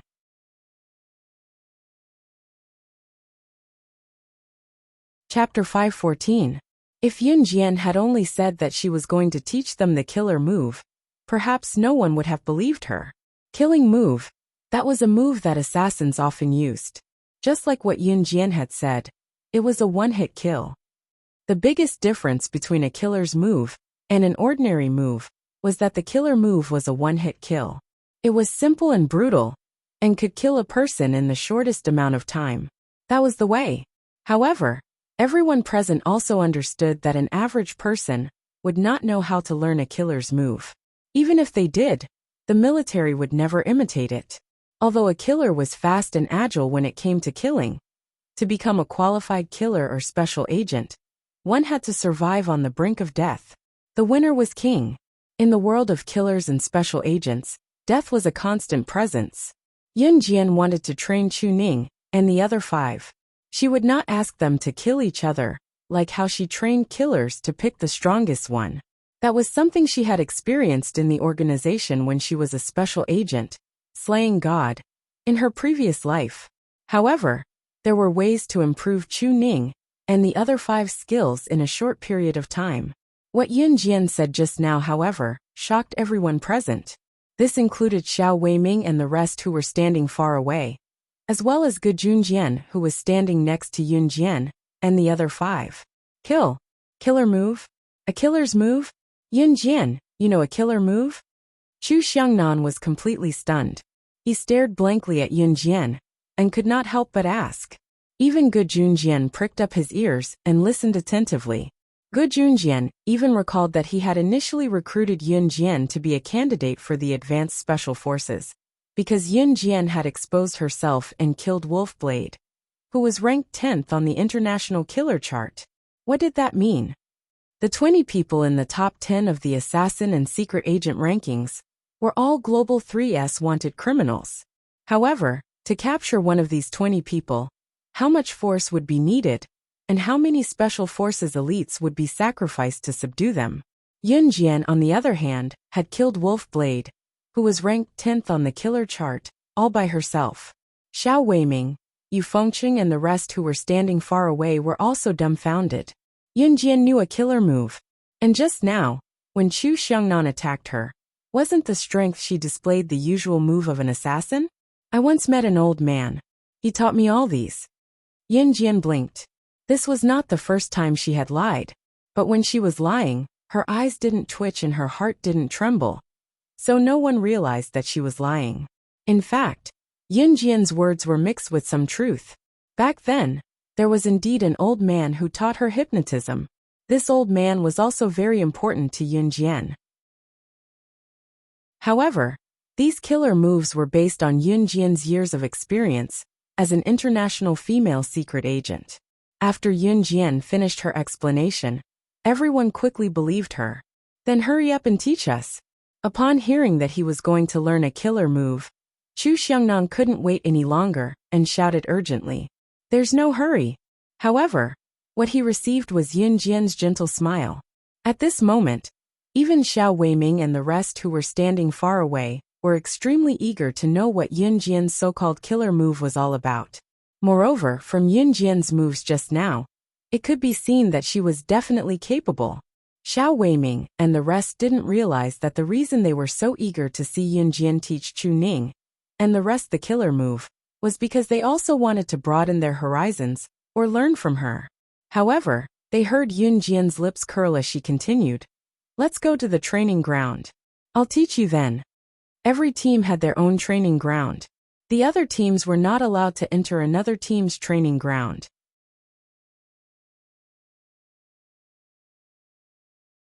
Chapter 515. Good. We should have gone to our own training ground a long time ago. Yun Jian, you can't let those snobs peek at your amazing moves. Chu Xiangnan was the first to clap his hands and shout. As he spoke, Chu Xiangnan glared at Xiao Weiming without hesitation. That glare made Yu Fengcheng and the others who were standing a distance away feel awkward. However, amidst the awkwardness, Xiao Weiming snorted coldly and turned his head, muttering stubbornly, "What kind of stupid move is that? Who wants to see it? What can it do?" Chu Xiangnan did not mention any names, but Xiao Weiming had taken it for granted. What was more frightening was that Xiao Weiming himself did not realize that he had taken on the role of the snob that Chu Xiangnan was referring to. Chu Xiangnan and Chu Ning could not help but look at each other and burst into laughter. Xiao Weiming himself had no idea that he was the one who Chu Xiangnan and Chu Ning were laughing at. "Let's go." Yun Jian held back her laughter. Her red lips curled, and her beautiful face looked even more charming under the cold winter sun.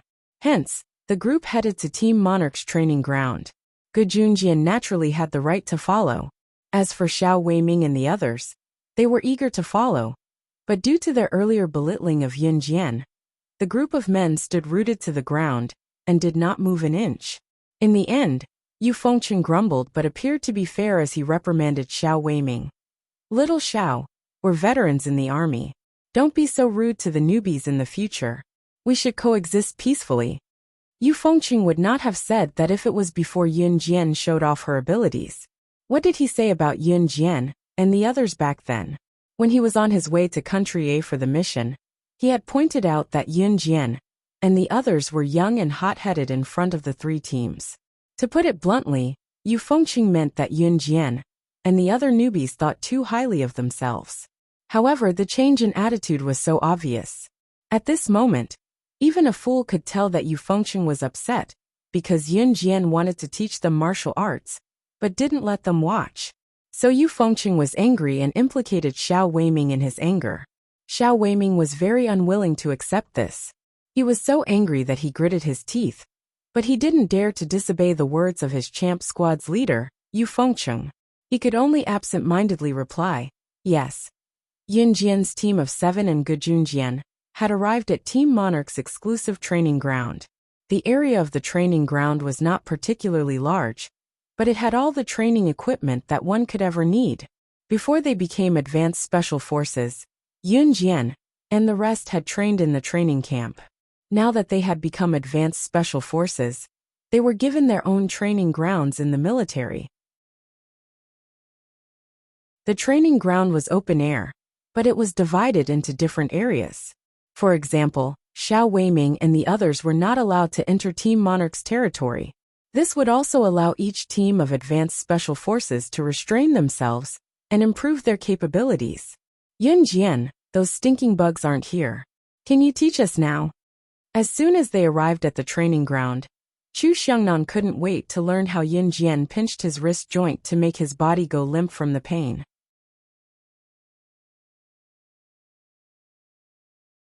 Chapter 516.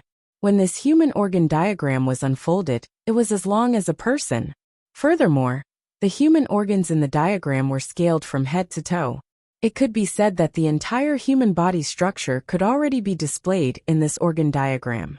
Chu Ning and the rest watched as Yun Jian took out a folded piece of paper from her trouser pocket and then unfolded the folded human organ diagram. For a moment, they only felt very puzzled. This diagram represents the structure of the human organs and the dislocation of the bones. Yun Jian spoke at the same time. She looked up and saw that everyone was looking at her in confusion, so she explained, "I bought this diagram from the roadside." Alright, back to the main topic. Yun Jian took the human organ diagram and led everyone to a small round stone table.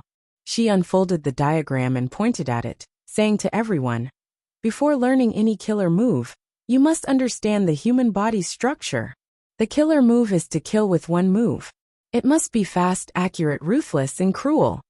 For example, if an official killer wants to kill someone, and he doesn't even understand the human body structure, what should he do when he stabs the other person's heart, but realizes that he has missed? There's no other way. If he misses and the other person is not completely dead, then the person who dies will be him. If he dies because he doesn't understand the human body's structure, then he deserves it. Yin Jian's sharp eyes glanced at everyone. She clearly caught the shock in everyone's eyes.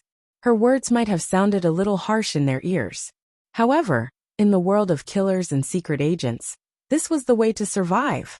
If they didn't have the ability and made the slightest mistake, they would die. Then they deserved it. I'm not saying this to make all of you into killers and secret agents. But at least when you fight with your opponent, you must understand the other person's body structure. You just need to grasp the other person's weakness. Then you can win with just one move. So today, you must memorize this human organ diagram. Imprint it in your mind. I don't have time to wait for you to slowly memorize it. I'll give you 3 hours. If you can't memorize it in 3 hours, then don't blame me for being rude. Yin Jian said all that in one breath before she reined in her usual curl, her expression solemn like never before. While she was speaking, the other 6 people, including Ge Junjian, were listening attentively. After saying that, Yin Jian took out 5 diagrams of human organs from her pocket and handed them to Chu Ning and the others, along with the one on the small stone table. Ge Junjian didn't because she didn't expect that Ge Junjian would come to watch her train Chu Ning and the others. She had bought these pictures from a roadside stall.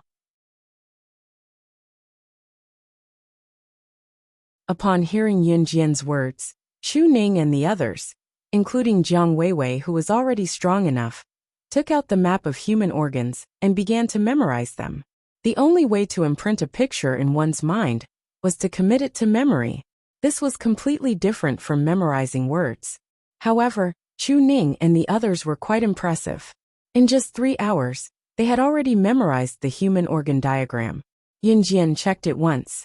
Other than Chu Xiangnan, who was still a little confused, the others had already memorized the human organ diagram.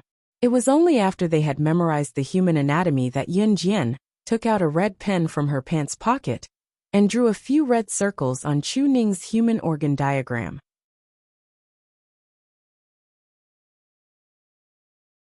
Chapter 517.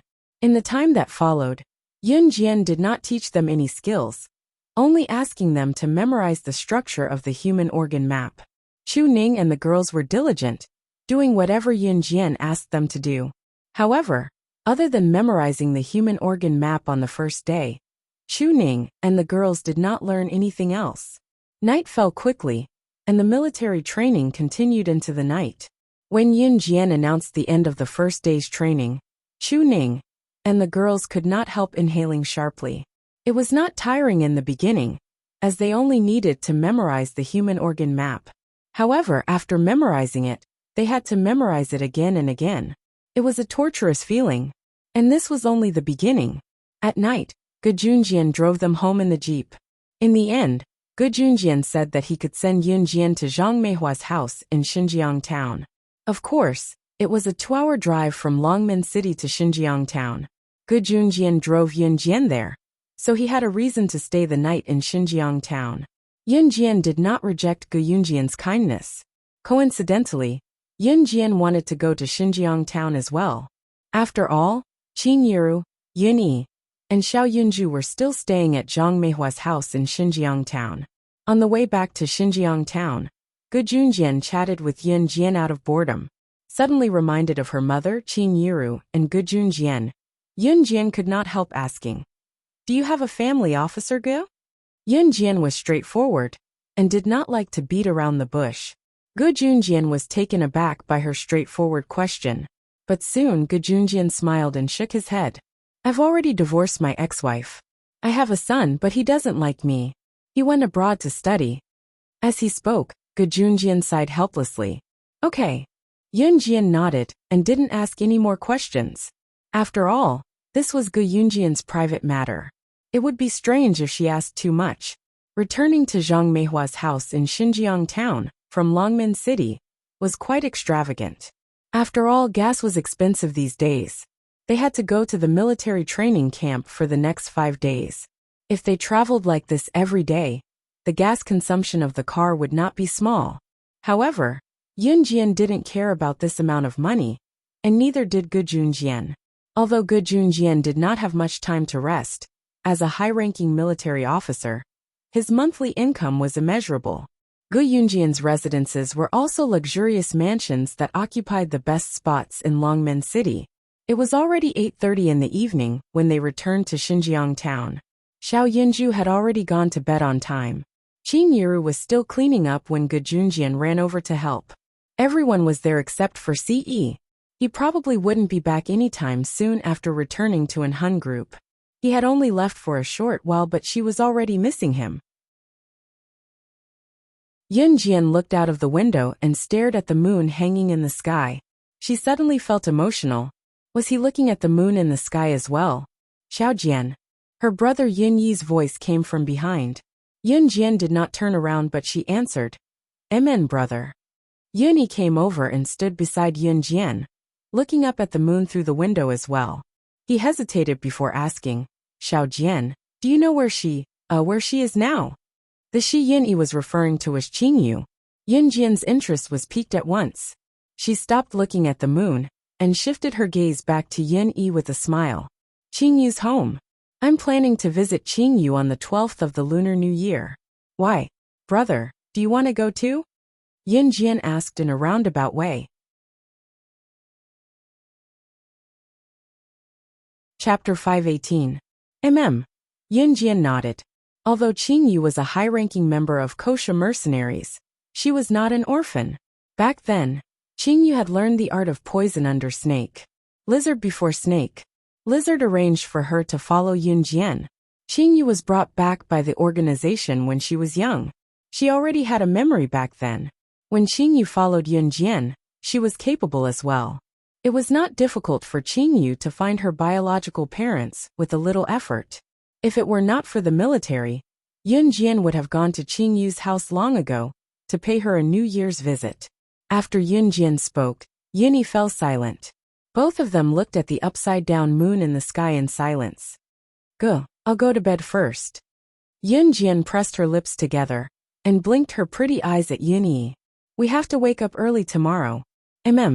I'll go back to sleep too." Yun Yi nodded and went back to their respective bedrooms with Yun Jian. Ever since Yun Yi and Zhang Xiaofeng started training with Yun Jian, they had not stopped for a single day. He would go for a morning run after waking up early every day or practice throwing chopsticks that Yun Jian had taught him. He was never tired. In Yun Yi's opinion, if he did not work harder as his younger sister's brother, how could he continue to be Xiao Jian's brother? It was a dreamless night. The next morning, Yun Jian woke up early as usual. She woke up naturally at a little past 4 in the morning. When it was 4:30, Yun Jian rolled over and stood up from the bed. She did not usually have the habit of taking off her clothes to sleep. It was a habit from her previous life. She had to be alert at all times in her previous life. She was the top secret agent in the international ranking, an identity that would make her peers jealous.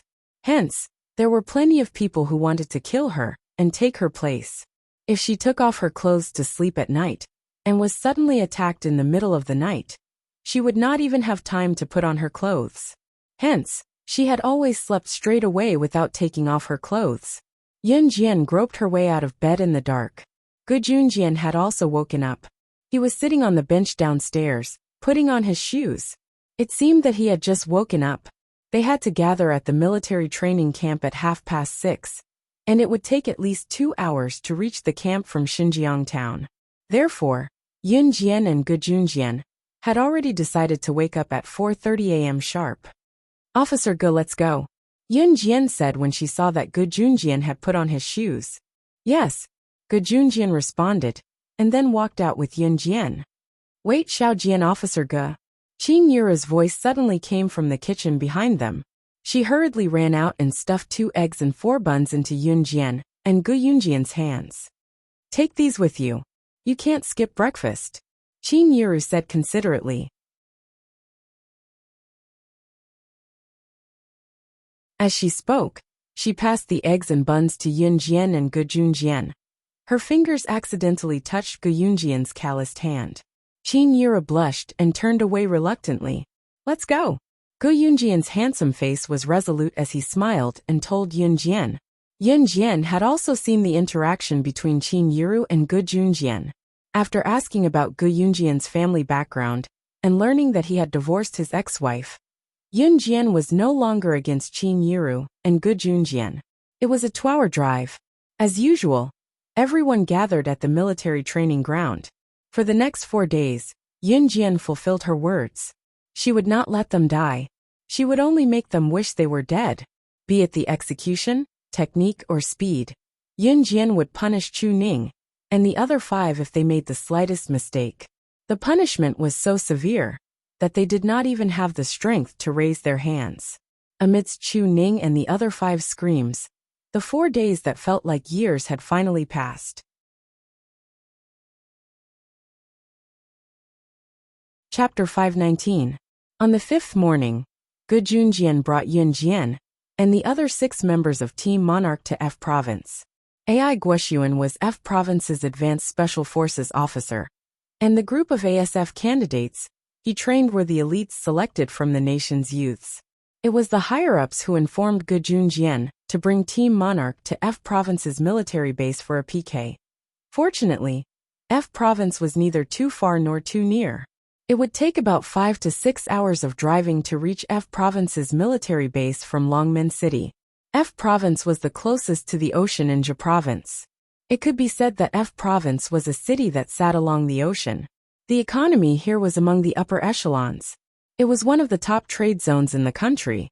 It was even crowned with the honorary title of City of the Ocean. It would take more than 10 hours of driving to and fro from F Province. It was dangerous to drive for a long time. So Gu Junjian arranged for them to stay in a hotel in F Province for a night. Gu Yunjian's current arrangement was to head to the military base once they arrived in F Province and PK with Ai Guoxuan's ASF candidates. No matter the outcome, they had to relax at night since they were finally in F Province. After all, it was not every day that they could come to F Province's City of the Ocean. After settling the accommodations in the hotel, Gu Junjian drove to F Province's military base in a jeep. What should I do? Yun Jian, I'm so nervous. Chu Ning was fidgeting in the car. Every time she thought about how the PK later would determine if they could continue to stay in the Advanced Special Forces, she would feel anxious. Although Chu Ning could clearly feel that her capability had improved significantly after 5 days of training. Don't worry, just let nature take its course. In contrast, Yun Jian was relaxed with a piece of paper between her fingers. What was printed on the paper was none other than the name list and resume of the Advanced Special Forces candidate team that went up against Team Monarch. Battling Dragons? That was the team's name. The information in Yun Jian's hand had the name, gender, and age of each of her opponents clearly written on it. We're here.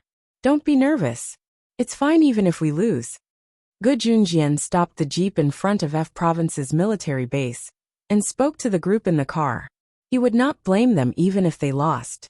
With Gu Yunjian's reply, the group's anxiety was instantly soothed.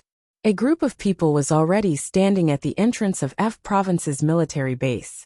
Standing at the front was a middle-aged man dressed in an Advanced Special Forces uniform.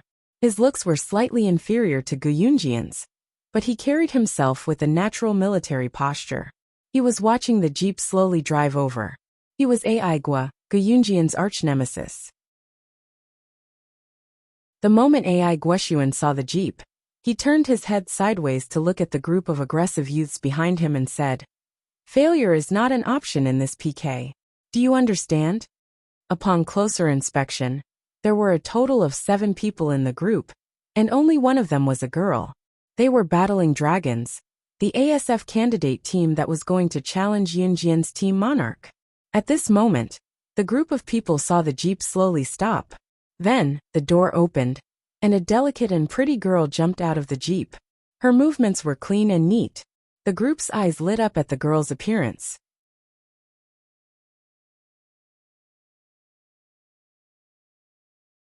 Chapter 520.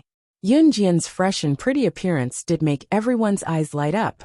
The 6 youths from Battling Dragons, in particular, could not help inhaling sharply when they saw Yun Jian's face. After Yun Jian alighted, Chu Ning and the rest followed suit.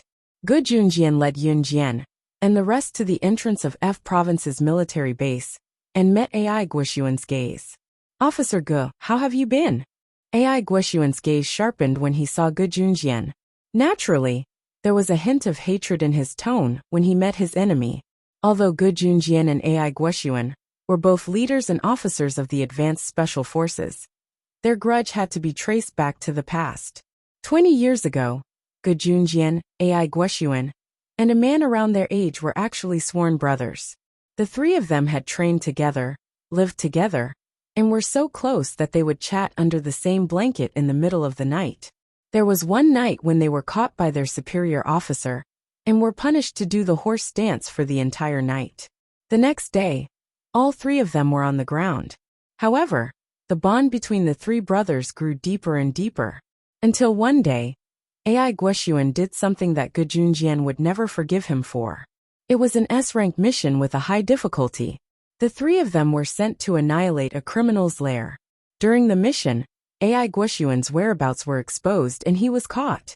Gu Junjian's other good buddy ignored the superior's order for them to retreat and risked their lives to save AI Guoxuan with Gu Junjian. They managed to save AI Guoxuan, but at the last moment, AI Guoxuan used Gu Junjian's good buddy as a shield out of fear. Gu Junjian's good buddy was dead.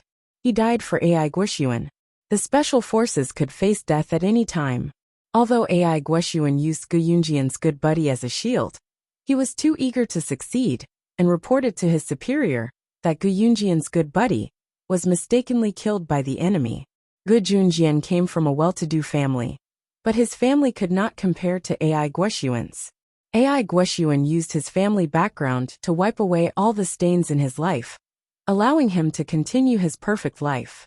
On the other hand, Gu Junjian's brother had died in vain for AI Guoxuan. After this incident, Gu Junjian and AI Guoxuan's brotherly relationship turned from the closest to the most hostile. To this day, Gu Junjian was still unable to walk out of his regret. He regretted not persuading his brother to sacrifice his precious life for someone like AI Guoxuan. But it was too late. Nice to meet you.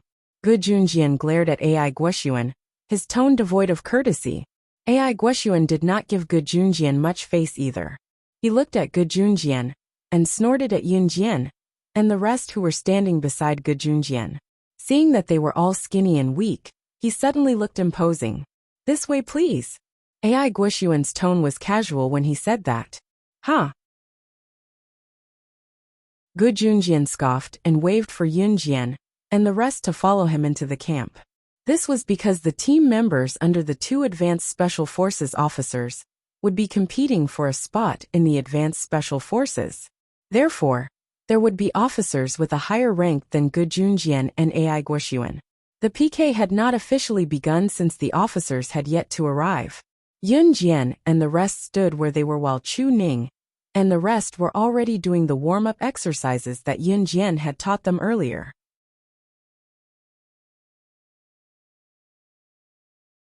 Chapter 521.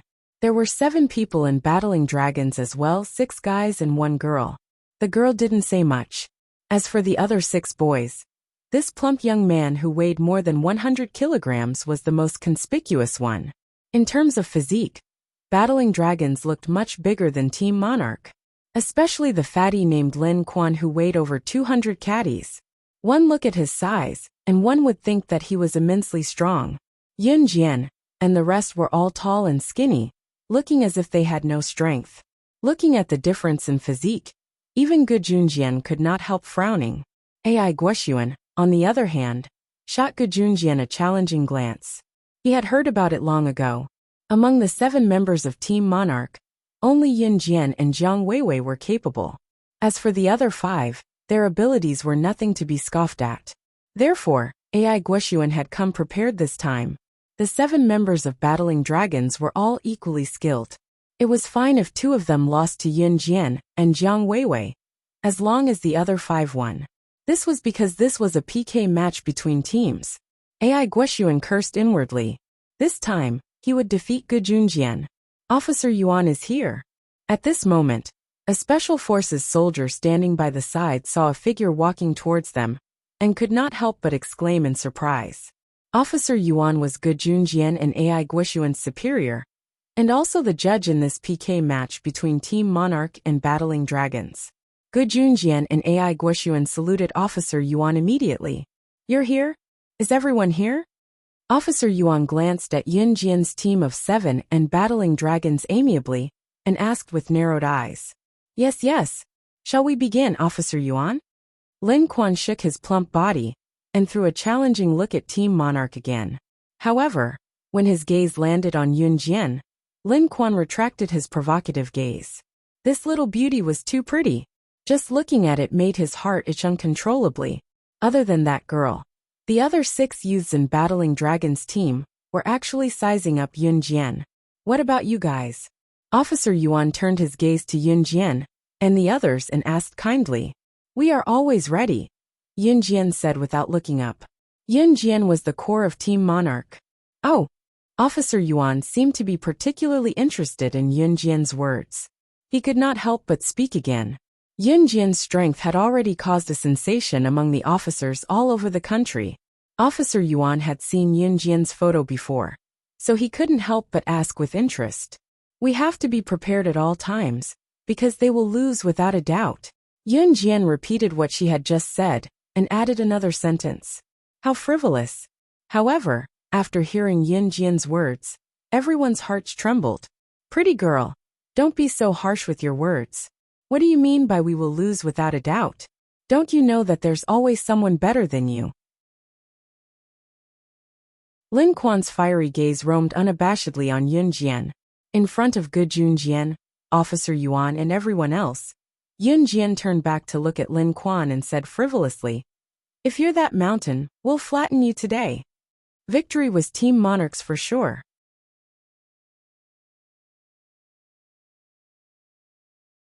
Chapter 522. Flatten the ground, huh? Haha.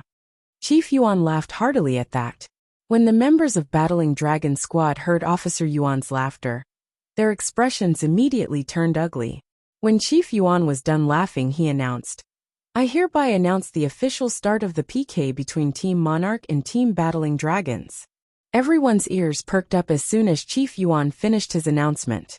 As expected, Chief Yuan began to arrange the content of the competition after his announcement. As an excellent advanced special forces soldier, I think physical fitness is the foundation. Therefore, I've divided this PK into 2 rounds. The first round will be climbing a mountain, said Chief Yuan as he turned to reveal a mountain range behind him. I've arranged for 14 little red flags to be placed at the top of the mountain. Your mission is to get up there as fast as you can, retrieve the little red flags and return here, said Chief Yuan with a meaningful smile. He continued, I'm only looking at the top 7 teams. Whichever team has the most members will be the winner of this round. What I want is unity and cooperation, not one-sided individuals. Alright, we can begin now. As soon as Officer Yuan finished speaking, the members of Battling Dragon Squad ran toward the mountain range like mad bulls. Yun Jian was not in a hurry. She waved at them and instructed Chu Ning and the rest in front of Gu Junjian, Ai Guoshuan, and Chief Yuan. Maintain a steady pace. Remember, don't force your way through, and don't talk when you're up the mountain. Alright, let's go. She then gestured for Chu Ning and the rest to run up the mountain. Chief Yuan stood where he was in shock when he heard Yun Jian's words. How could a young girl like her have such strategy and foresight? Take Team Battling Dragons for example. They ran ahead when they heard that the competition was about to begin. Although they were one step ahead now, it was hard to tell what would happen in the end. The mountain range was a semicircle that extended all the way to the top of the mountain. However, Team Battling Dragons, who were running at the front, was already way ahead. Therefore, the members of the Battling Dragon Squad were still somewhat complacent. Haha, you can't catch up, right? None of you can. The top 7 are all members of our Battling Dragon Squad. You're going to lose for sure. Beside Lin Quan, a burly boy who was about 1.75 meters tall couldn't help but turn around and laugh at Yun Jian and the others. However, the boy's mockery did not receive any response from Chu Ning and the others. Because Yun Jian had said not to talk on the mountain. Conserve your energy, and maintain the same speed from the beginning to the end. As the slope became steeper and steeper, Battling dragons ran at a fast pace at the beginning, but by the time they reached the top, their running speed was no different from that of a snail. At this time, Lin Kuan and the others were burning with anxiety. What should we do? They're about to catch up. The only girl in Battling Dragons asked. At this moment, Yun Jian's group of 7 had already closed in on the members of Battling Dragons. I'll stop them. Hurry up and rush to the top of the mountain. Take the little red flag and run down the mountain. As long as we get 4 of the top 7 spots, we'll win. Lin Kuan suddenly stopped and shouted at the other members of Battling Dragon. When the other members of Battling Dragons heard him, they continued to move forward. Lin Kuan, on the other hand, turned around and stood in front of Yun Jian's group of 7, blocking them from passing. Lin Kuan's body was more than 100 kilograms. He was sturdy and strong, like a thick wall of meat. He stood in the middle of the aisle, blocking Yun Jian's group of 7. Seeing that Yun Jian's group was about to reach the aisle that he was blocking, Lin Kuan suddenly had a wicked idea. He chuckled and looked at Yun Jian, who was running at the front of the group, tempting her. Pretty girl, don't even think about passing through here today. However, I can make an exception for you. As long as you give me a kiss and let me touch you, I'll let you pass alone. What do you think? You're tuning in to the Li Mei's Wuxia Whispers YouTube channel. We're so grateful for your support, and don't forget to subscribe to join us on this incredible journey through captivating stories. Your generosity through donations truly makes a world of difference, as it's the primary source of revenue that allows me to expand and enhance this channel for you. Thank you from the bottom of my heart for being a part of this adventure.